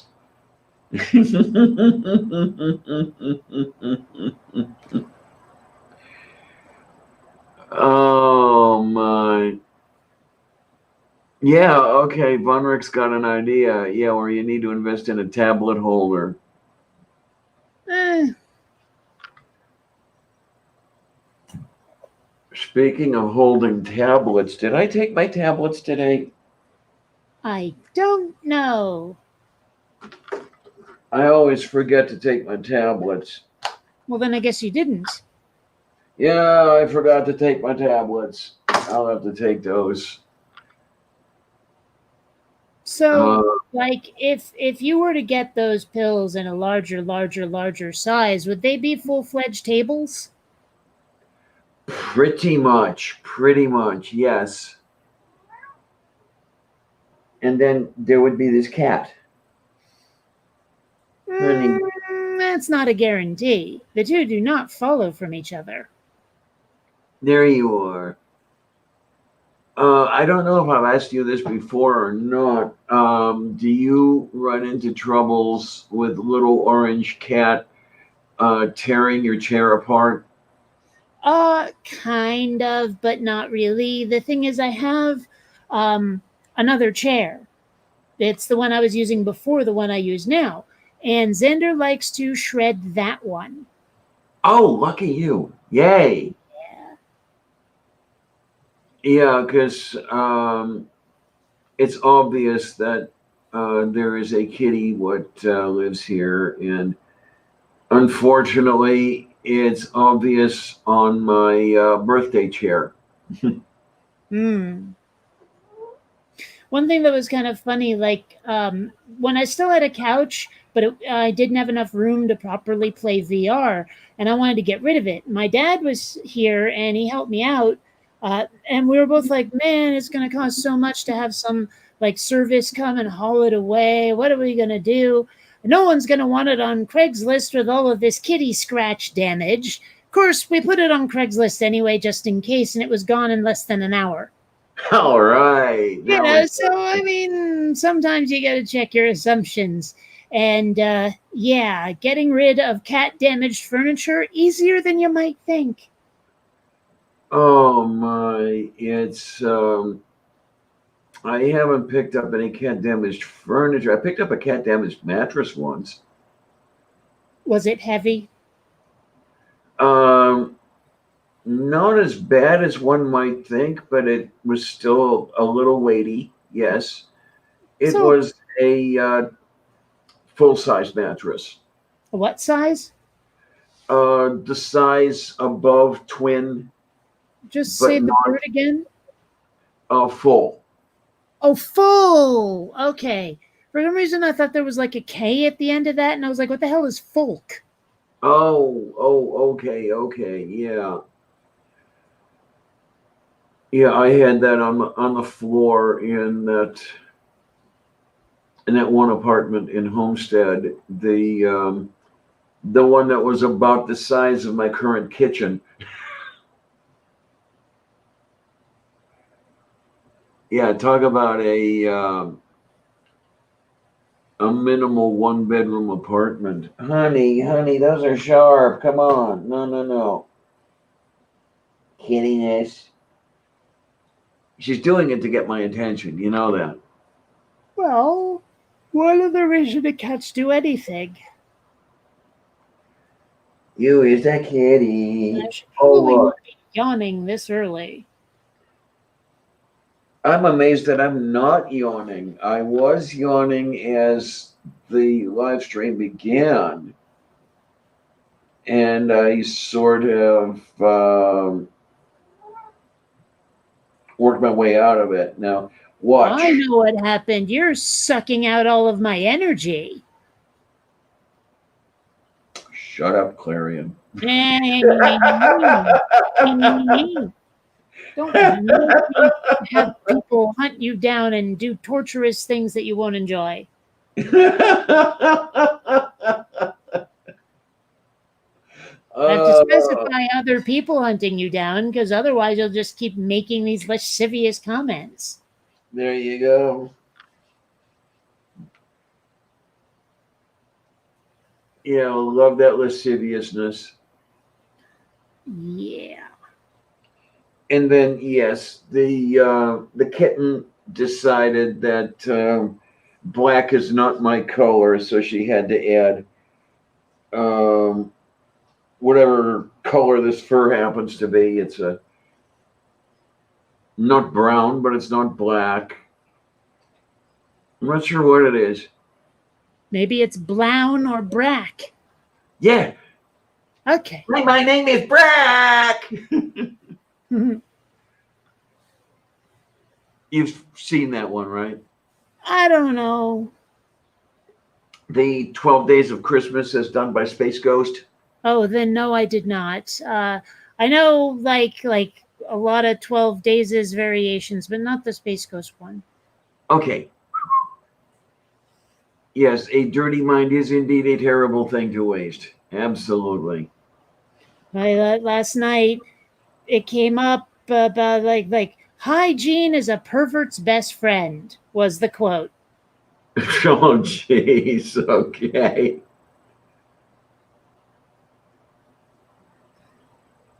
Oh, my. What are you up to now, honey? Not sure. I can't see her. Oh, I hear the distinct sound of crunching kibble. Do you? Yes.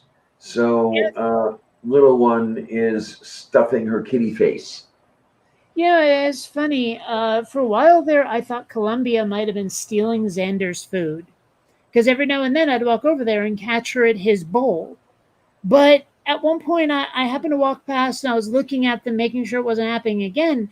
And I saw Columbia at Xander's bowl, but then I realized that Xander's at Columbia's bowl, like they're swapping off halfway through the meal.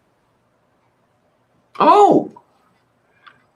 So is this a, I don't know, a, Sign of truce? yeah, something like that? A little love ritual or something? I don't know. I don't know. I just know that it's better than I feared. That's everything I know about it. Yeah, well, Artie, I haven't quit taking the coenzyme Q. And it's just been that I've been having the muscle cramps right through it. Ooh, man. And I tell you, I'm amazed. Well, I don't know. I shouldn't say I'm amazed I haven't awakened the neighbors. Maybe I have awakened the neighbors and they can't figure out who's screaming. So, where they just figure out who's screaming, come down here and kill me. I don't know. That might not be a bad idea, actually. Pork rinds. Ooh, yum, yum, yum, yum, yum, yum, yum, yum, yum, yum, yum. Okay, what's the appeal of pork rinds? It's just that it's almost a hamish flavor, but not quite. It's a very light ham flavor to my mouth, to my tongue. Yeah, but what's the appeal is my question. I mean, to be perfectly honest, I've never eaten a pork rind that didn't make me think, yeah, but I could have just gotten real Funyuns. Oh, great. I haven't had a Funyun in I don't know how long. Thank you for reminding me of those. It's been a month or two for me. Every now and then I just have to get some. So crazy. I remember when those came out. I haven't had a Funyun in years. I see them on the racks at the Squall Mart all the time, but it's like one of the things I don't get very often because it's a bag of them costs what, close to $5. Just like Fritos, it's like close to $5 for a bag of them. I don't know where you're shopping, but Fritos aren't that expensive. Well, I make $5 is maybe a little over the top. Maybe it's closer to $4. Still. But in any event, dang, I had something I was going to say. Don't recall what it was. It was something about chips and popcorn and Funyuns and all that crap, but I don't remember specifically anymore. Oh, have you had Bugles? Probably at some point. I mean, I could identify them on the shelf, and I'm sure at some point I had some, but they were just not that remarkable. Oh, okay. Yeah, because I found them rather similar to Fritos, but not quite Fritos. Shit, well, I remember those coming out, for Christ's sake. So, what did the potato chips say to the battery? Let's see. It's got to have something to do with assault, right? I'm saying nothing until you ask me what it is. Okay, what is for the potato chip to the battery to setting to making?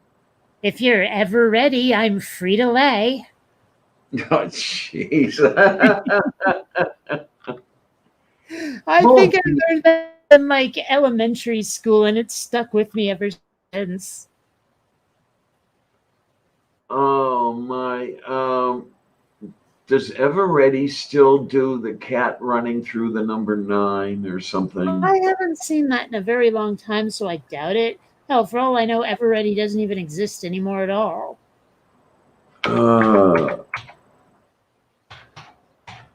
That's one of the things we talk about in some of the 80s nostalgia groups I'm in, is like, hey, what are these things in this category that don't exist anymore that you remember from when you were a kid in the 80s?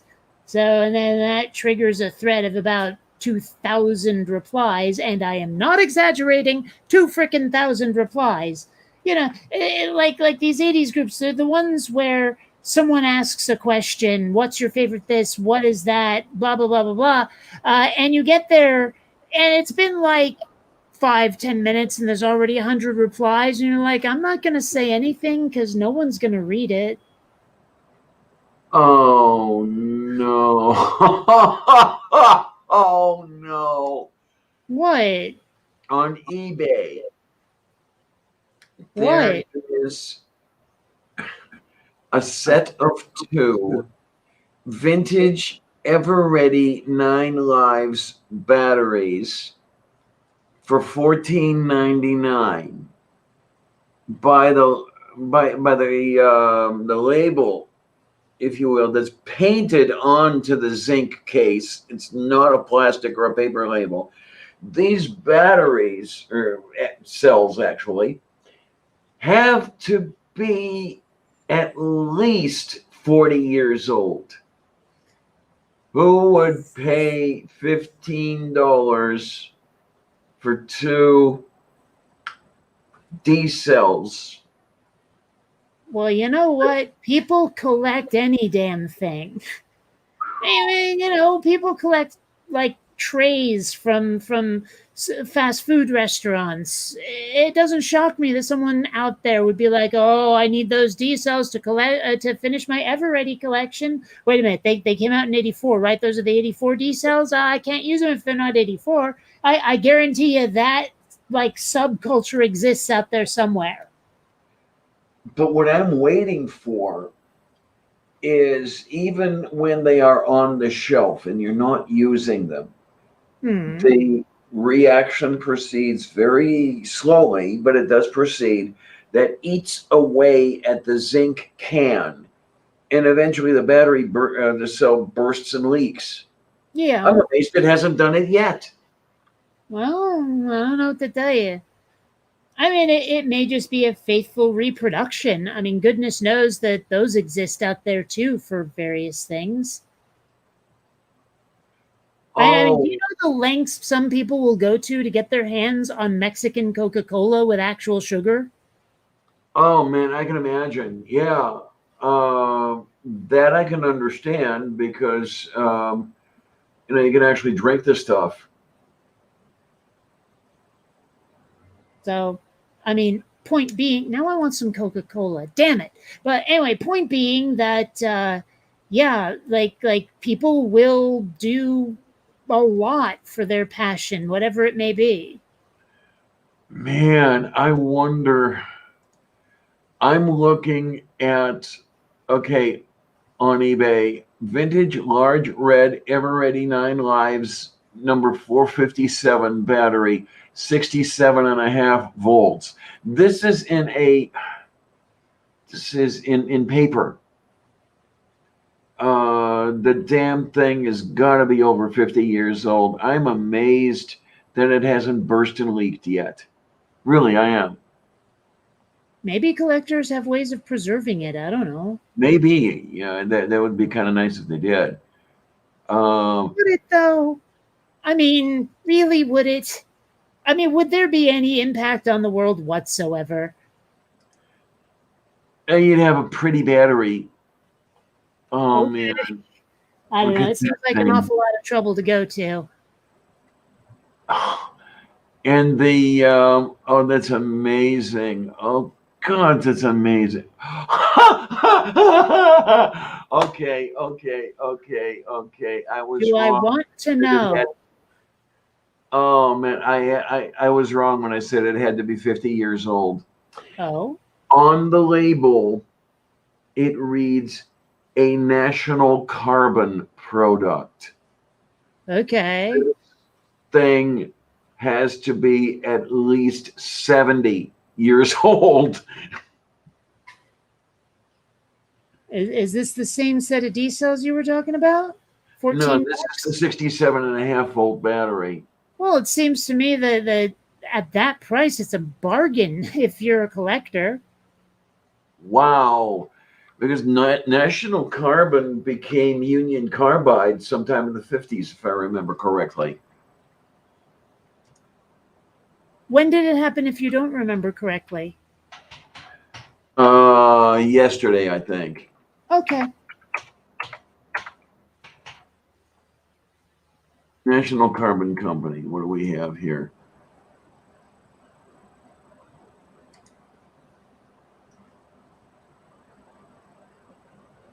Oh my, oh my, oh my, oh my.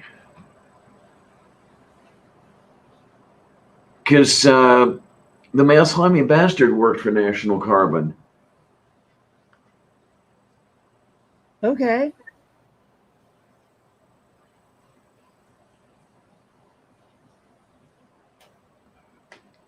You know, maybe it's just me, but I think if I was going to name a company, the first thought going through my head would not be, I know, Carbon. That's what we'll call our company. Carbon. It doesn't really ring, does it? Well, I don't know. I guess they marketed carbon stuff nationally. Yeah. Well, I mean, I guess, but like, I don't know. It just doesn't sound remarkable to me. Kind of in the same way that there's like this one particular brand of cookies that name themselves after a couple of elements, and it just sounded like a drain cleaner, you know, Hydrox cookies. I wondered if that's what you were talking about. Oh, yeah, Hydrox. Like the high in there really is hydrogen. And it actually be, if I remember right, the ox is just oxygen. It's not actually orthodox like a lot of people think, because these are like Jewish kosher cookies here. They're like a kosher Oreo kind of thing. Okay then. Okay. Yeah. So, but I'm pretty sure that the Hydrox is actually hydrogen and oxygen, and not hydrogen and orthodox. Okay, because I knew about the cookies. I never had one. They Um, might as well just be Oreos. I mean, seriously, like the chocolate's a little bit darker, I think. But they're like, unless you're a real expert, you're not telling the difference in a taste test. oh, it says over here that the Oreo cookie was ultimately inspired by the Hydrox. Well, whichever one came first. Point being that well, Oreo kind of won. Yeah, because um, trying to Well, remember now. Well, I guess just by the way they are made, Oreos are not necessarily kosher, are they? I don't pay attention to that sort of thing. But like the point was though that Hydrox really does sound like a drain cleaner and not so much like a cookie. And so, when you get a company called, what was it, Carbon International, it just sounds to me like, what, are we hiring the soot doctors now? Okay, let's get international soot in here. I wouldn't name my company Carbon. It doesn't pop, you I know? I guess the National Carbon name came from the uh, the carbon cathodes of the batteries that they made, the Lalange cells. Well, okay, good, but that doesn't make it a good name.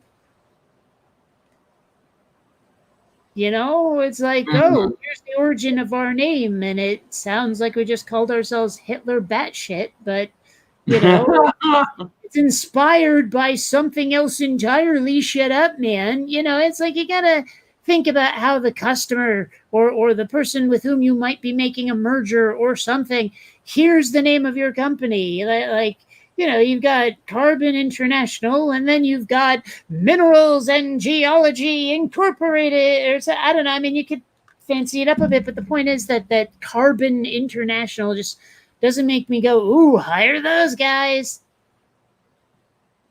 Oh my, that's interesting. Um, the guy who founded National Carbon was the son of Rutherford B. Hayes. Oh,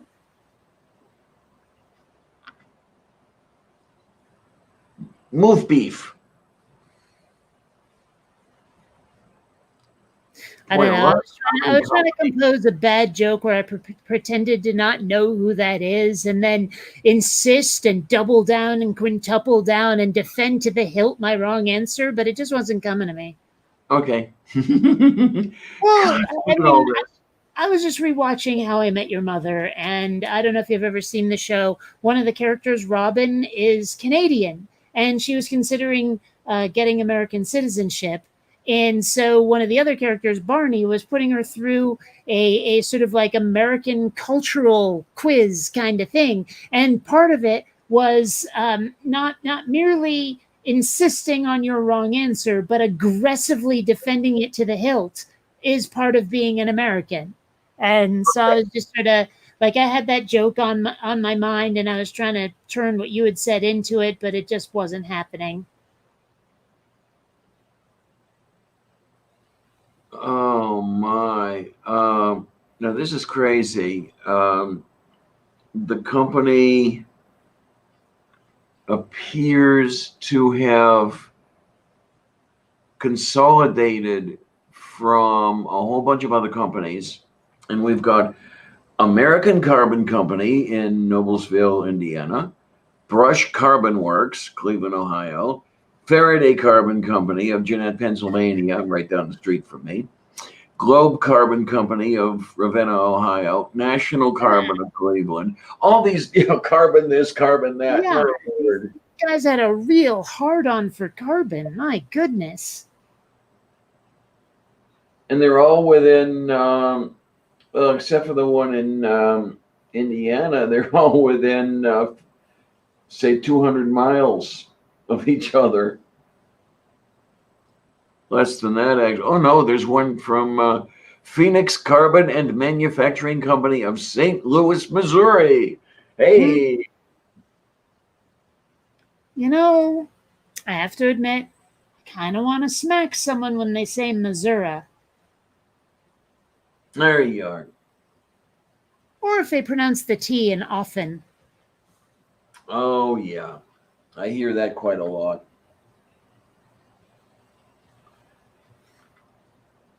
Yeah, it's quite often that I hear them say I the will T. murder you.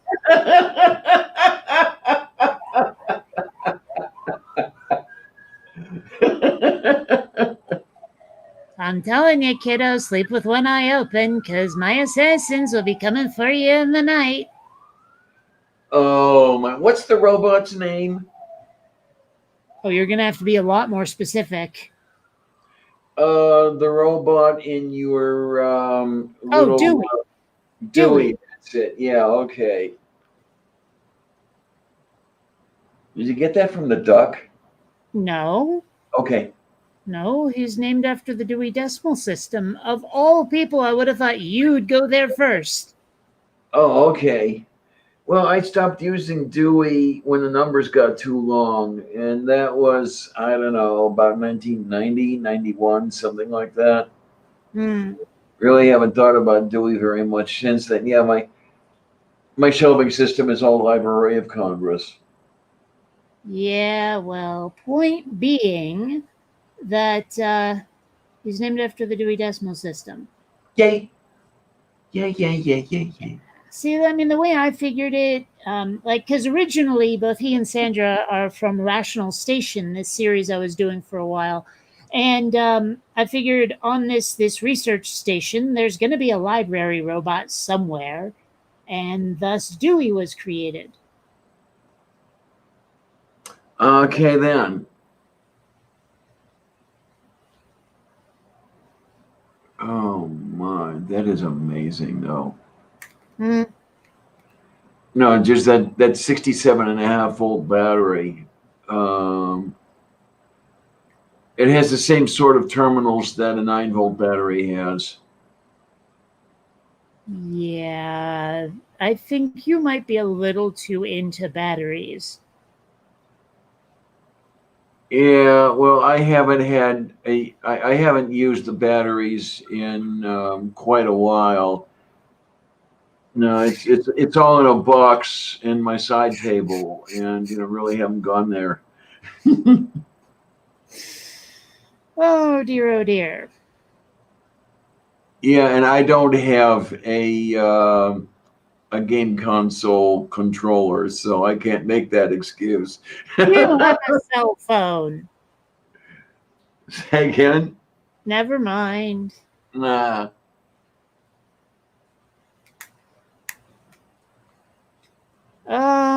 Golly, what time is it? It is, way earlier than I thought.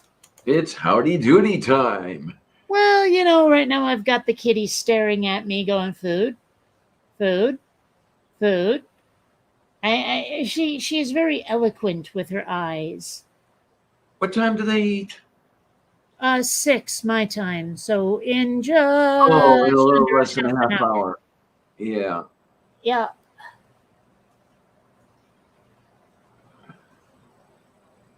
Yeah, that's probably when I'll be signing off because I'll need to eat as well. Yeah. Actually have a little bit of that coffee. I mean, if I have caffeine at 6, it'll be fine. But one pattern I've noticed is if I'm really tired around about dinner time or 8 or 9 or something, I will wake the hell up around about midnight when I usually go to bed. So, it's best to keep my engine revving until about 8 o'clock or so that I can slowly taper off and be ready to sleep when it's sleeping time. Yeah, I wonder, maybe tonight I'll actually fall asleep. Like I say, I've been awake more than 24 hours. So, yeah, that might be a good thing to get me to sleep. And I don't know, maybe it'll kickstart me on a semi-normal schedule for a day or two. And then I'll flip backwards again. Always seems to happen that way.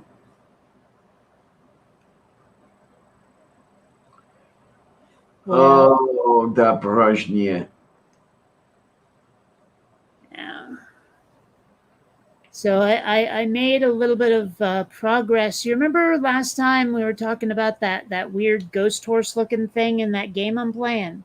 Okay, then.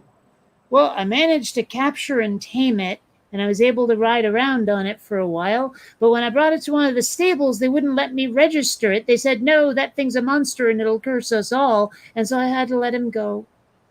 Oh, And the same thing happened when I brought back an undead skeleton horse, too. boy, these people are no fun. Mm-hmm.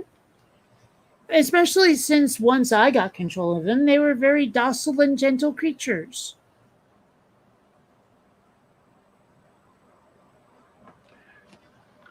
I don't know. Do you live in a hollowed out tree stump in that world or something where the monster horsey could hang around? No. Unfortunately not. In the end, well, I couldn't kill the Lord of the Forest, obviously. That wasn't going to happen. But the skeleton horse, the undead horse, yeah, I had to put him down. Oh, what, did he get too heavy to hold? No, he was just pissing me off, so I called him a bunch of names. Okay. That works. Yeah. Speaking of there being kitties, Xander just decided that he's going to sit on my feet. He's not licking them yet, but he's sitting on them. Yet. Well, it does seem to be his new habit. I don't know what it is with my kitty, but he's got himself a bit of a foot fetish. I was gonna say, yeah, I didn't know kitties had foot fetishes. This is. Well, according to a lot of the folks who've been replying to me, Xander's not alone in this. And, okay, one thing I've noticed, I've discovered, I don't know exactly why this happens, but, like, I don't know if, I'm pretty sure my gaming chair is not real leather, and I'm pretty sure that the sort of, like, side pockets on my backpack are not real leather. I don't know that they're necessarily naga hide. I don't know what the hell they are. But I have noticed that if any scrap of my skin is touching that sort of fakey leather stuff, my entire body decides to start sweating. And it's very frustrating. Like there have been times I've actually put on more clothing. I put on long sleeves so my arm couldn't touch that thing on my backpack. And all of a sudden, I'm nice and cool and not drenching myself anymore, right? Now, my gaming chair is made out of almost entirely that stuff. Okay. So, I have been sweating a fair bit, and my cats have been licking me more. Like, the warmer it gets. So I'm guessing that they're just cleaning me off. Okay, could be. Either that or the cats groom someone else, they're saying I love you. Or you taste good. Well, but apparently I do. You know, foot scunge and all.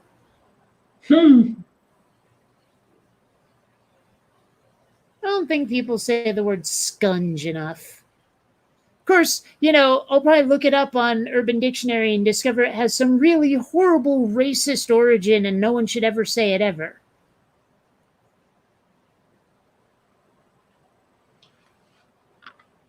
Because everything has some horrible, horrible prejudice nature and we're not allowed to say it anymore. I was about to, I was about to head in that direction there, because what was the one I saw a day or two ago about the sinister origins of coloring books, or the sinister side of coloring books, or some shit like that. Oh? Where they promote obedience and submission. Do they? According to this author, they do.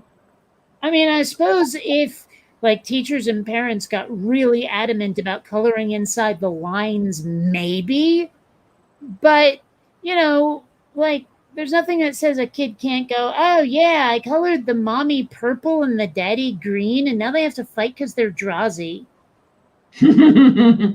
Here we are. It's in Slate, and the title is "The Dark Forgotten History of Coloring Books."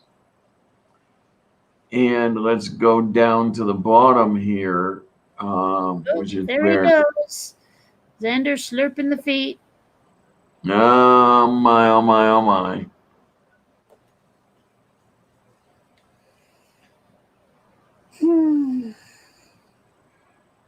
To color is to inhabit a world designed by others, to dwell in an environment where you are left with no options but to memorize what is already there. But I am in no need to be reminded of what a small, limited life feels like. I live it and am tired of it. I am even more tired of it. Someone who desperately needs a therapist. Sounds like it.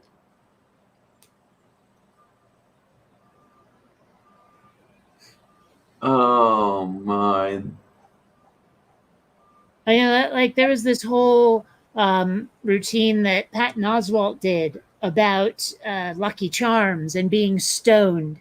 And it's like, okay, let me tell you the secret behind Lucky Charms, okay? But like you'll notice that everything that's colorful and bright, like the marshmallows, you know, they're stars and clovers and diamonds, traditional pagan symbols. And so yeah, you get lured in with those. But then you look at the crunchier bits, and what are they, like crosses and little fish? The ichthos symbol that the Jews put over their doors so the Romans wouldn't kill them. You see? So that's the secret conspiracy behind Lucky Charms, man. You know, it's like you can make a conspiracy theory out of anything. It's not hard to do. Mm-hmm. Oh my!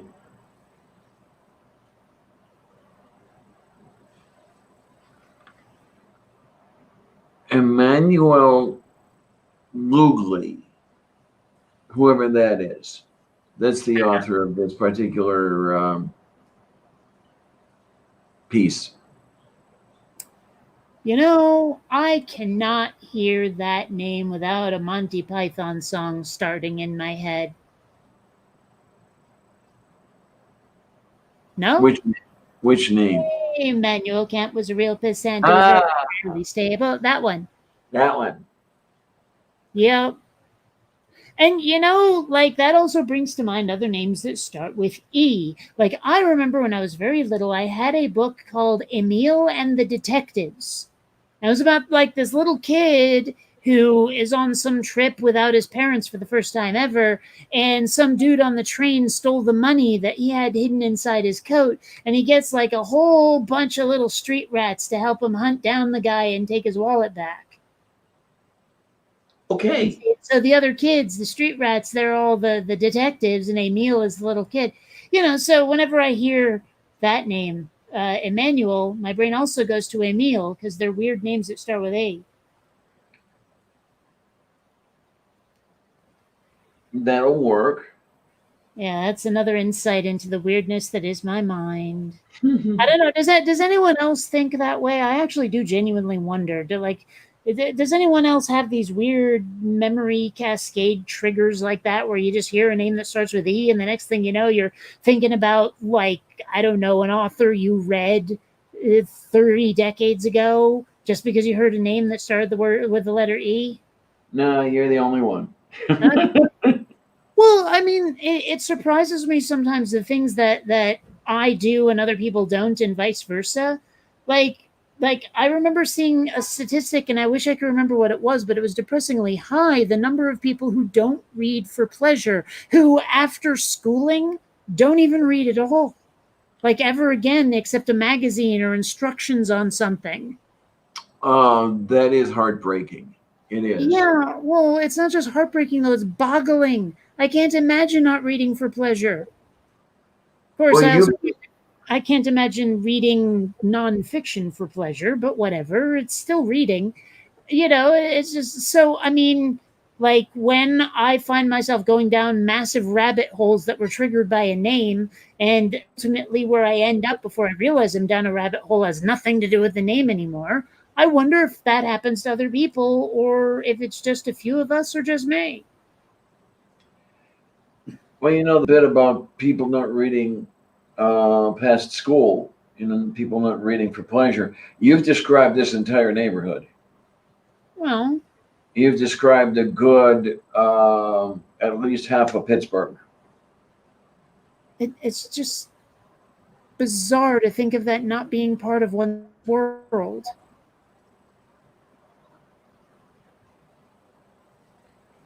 Is reading going to become a lost art? Oh, I don't think so. But I mean, because a lot of the people you describe sound to me like people who are sticks in the mud. But whenever I They talk are. to, like, my friends, especially the ones with kids, like they're always going, "Yes, my kid like totally demanded more sci-fi fantasy from me. This is awesome. I love my kid. My kid's reading the stuff I read. We're sharing. This is so cool." And I'm like, man, if I ever have kids, I want ones like yours. But I mean, point being, I think that the upcoming generation is being raised to read.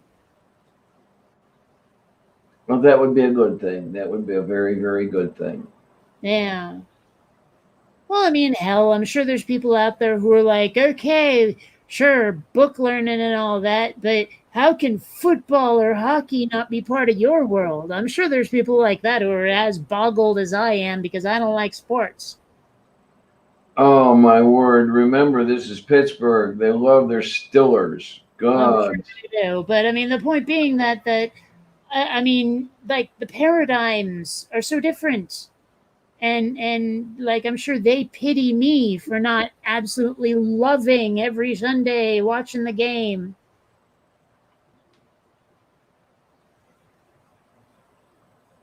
Is it my not annoying because I don't know if it dovetails into this or not, but whenever I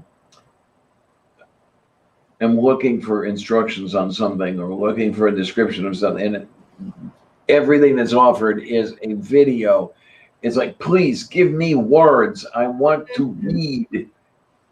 Damn Yeah. it. I mean, okay, videos are great if it's like, okay, we're going to install this really complicated thing right now, and here's how to seat it. That's when video is necessary. But when you're getting the instructions, yeah, I want words because it's easier to rewind if I need to go back Yeah, yeah. or to skip ahead if I already know the bullshit they're saying. Oh, indeed. Oh, actually, it's even worse. Have you ever started watching the video tutorial figuring, fine, I'll sit through it and I'll get the info I need. For fuck's sake, I'm sick of searching Google. And in the end, they don't actually do the thing you wanted. It turns out that the title was similar to what you were after, but wasn't actually what you were after. And so you spent an extra 5-10 minutes watching a tutorial that never got to where you were trying to go. Many much. Yes, many much. I mean, like, don't get me wrong, I'm a huge advocate of online video, obviously, but not for instructions.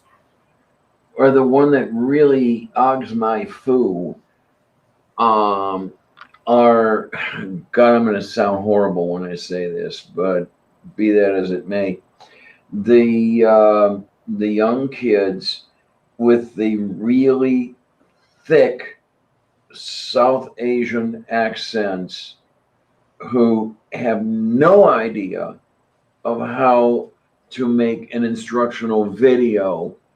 They're speaking barely loud enough for you to hear, let alone understand what they're saying through their accent. And it's the only stuff you can find. Mm-hmm. I've been there. Yeah.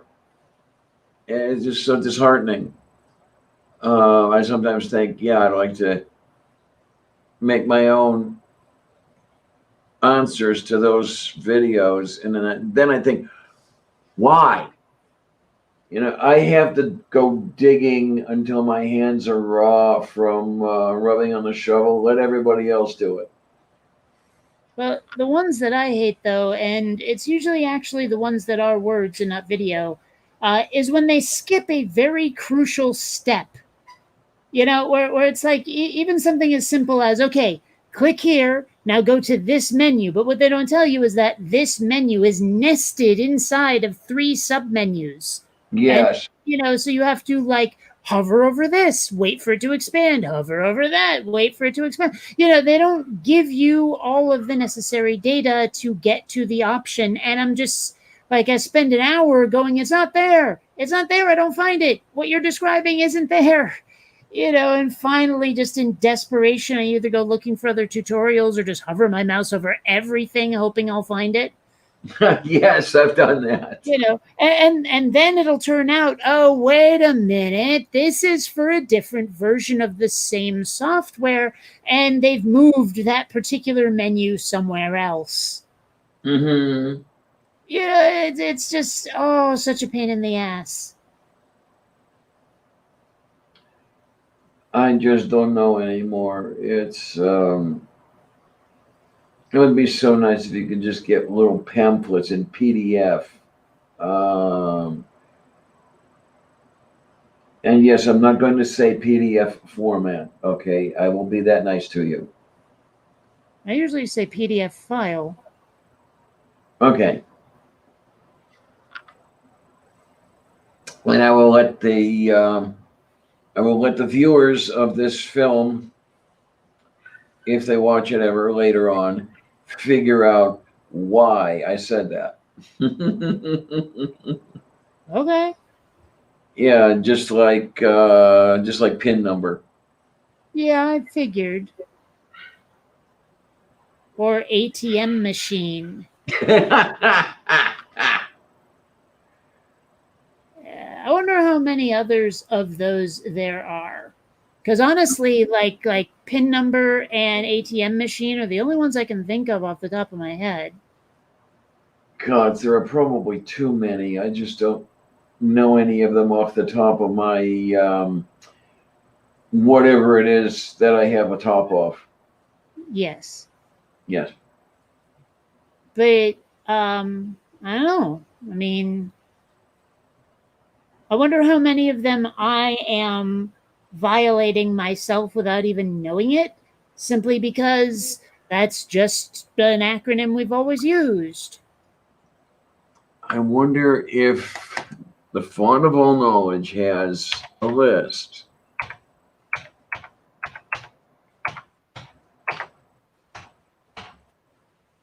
Okay, redundant acronym. Oh, look at that. What, a giant page of them? Wikipedia has a page describing RAS syndrome, Yeah. which means very little. Syndrome. Uh-huh. Oh, you know the one. Yeah, okay. Well, it was obvious. I didn't know it already, but from context.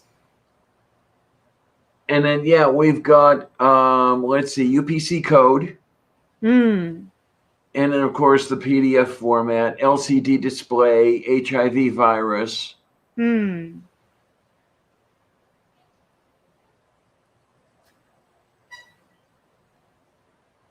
Oh, for the love of St. Gulick. Yeah, that's.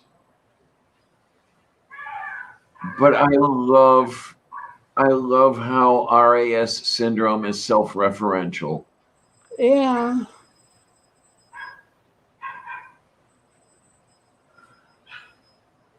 I mean, it makes sense.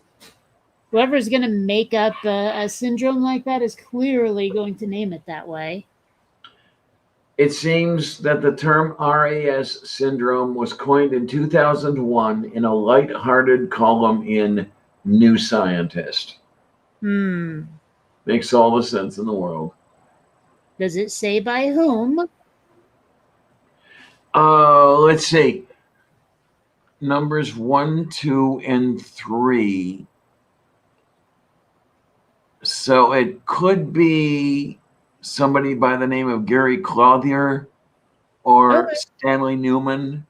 All right. Or that could be, those could be people referring to the coinage. Darn it, I am so totally craving junk food, and it's all your fault. Oh, thank you. Well, you started with your Fritos talk, and now I want Fritos, Coca-Cola, and Oreos. Oh, and you mentioned Fritos, and that brings up salt talks. Well, because, I mean, there was a time, way back in the dark ages, when I could just go out to the store and buy stuff. Now we have to hazmat up.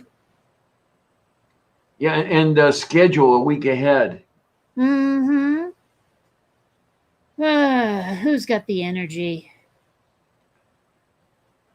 Oh my, I never have energy, so don't look at me, I guess. I really sorely miss the days before this pandemic. Yeah. Yeah, I know the feeling. Definitely. I'm not ashamed to say that I will find myself in tears quite often. Well, that's only happened to me once or twice. I think the tears will come when we can finally stop masking up all the time. You know, I'm more likely to shed tears of joy than sadness. Moo. But that's just me. Wait a minute. I mean, I'm awesome, and no one's better, but it's still just me. Right. What time is it now? Oh, it really is that time. Well meowed, Columbia. I gotta go feed the kitties. Okay then. So are you just going to Make like a baby and head out? Yes. okay. Well, thanks for being here, hon. And at least nobody fell off the line this time. At least. Later. Okay, take care. Yay. See you Sunday, if not sooner. I hope. Moo. Okay, and there we are.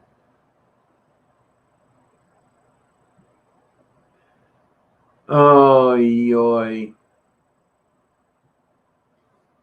I have to see what is this TDS syndrome. Trump derangement syndrome. Okay.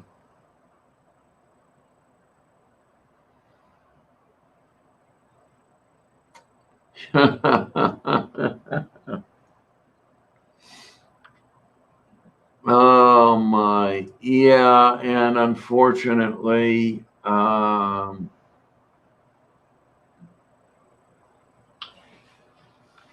this is going to have to come down to a rather hard halt because I don't have the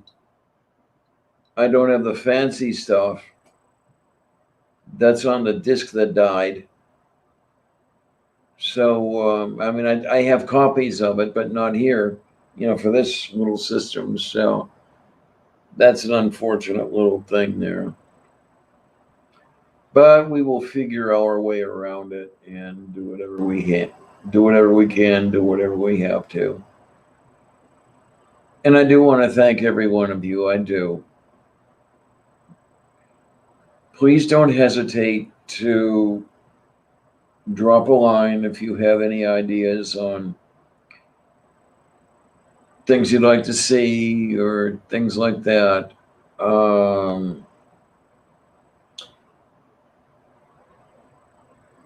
Let's see now, what will get you there? It ought to be, I'm going to look in here and just make sure that I get it right because I don't have it written down.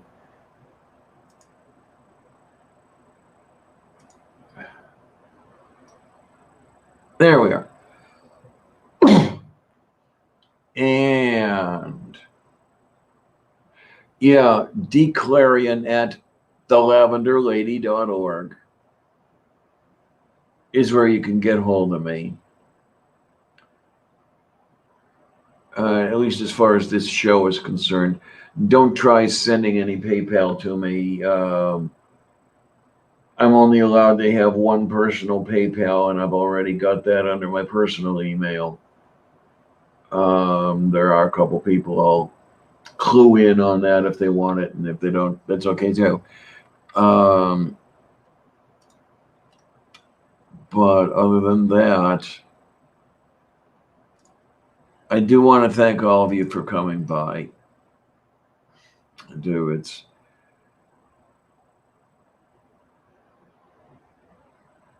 It feels good to be wanted.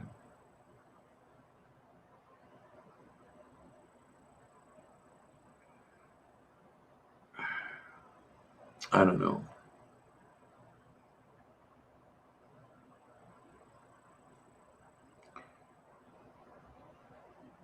I just want to make the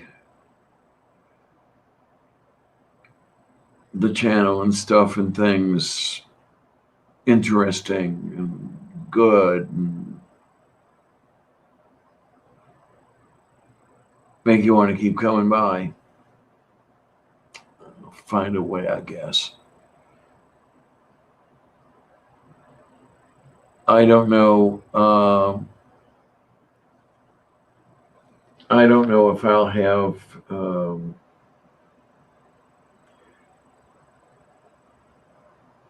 the broadcast system rebuilt by the weekend. If I don't, I can come out of here. At least it's not, doesn't involve all sorts of extra software. And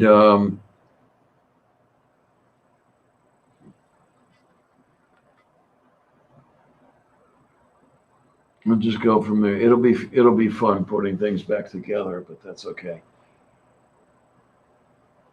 Keeping the broadcast separate from the underpinnings is kind of nice in the sense that you lose one, you're not losing the other necessarily. You don't see any fitties in the tank because I haven't put any in there yet. I was thinking of going out before the end of the month and getting a couple platies, but we'll see what happens.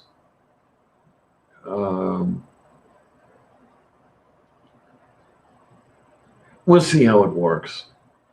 It's going to be soon enough, especially if I get the nitrate level down and keep it down. Then I don't have to worry about burning the fitties up.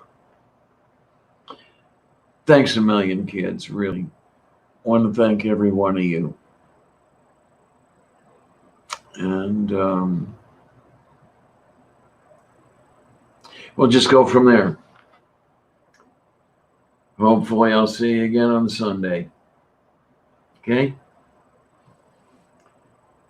Thanks a lot, troops. See you on the other side.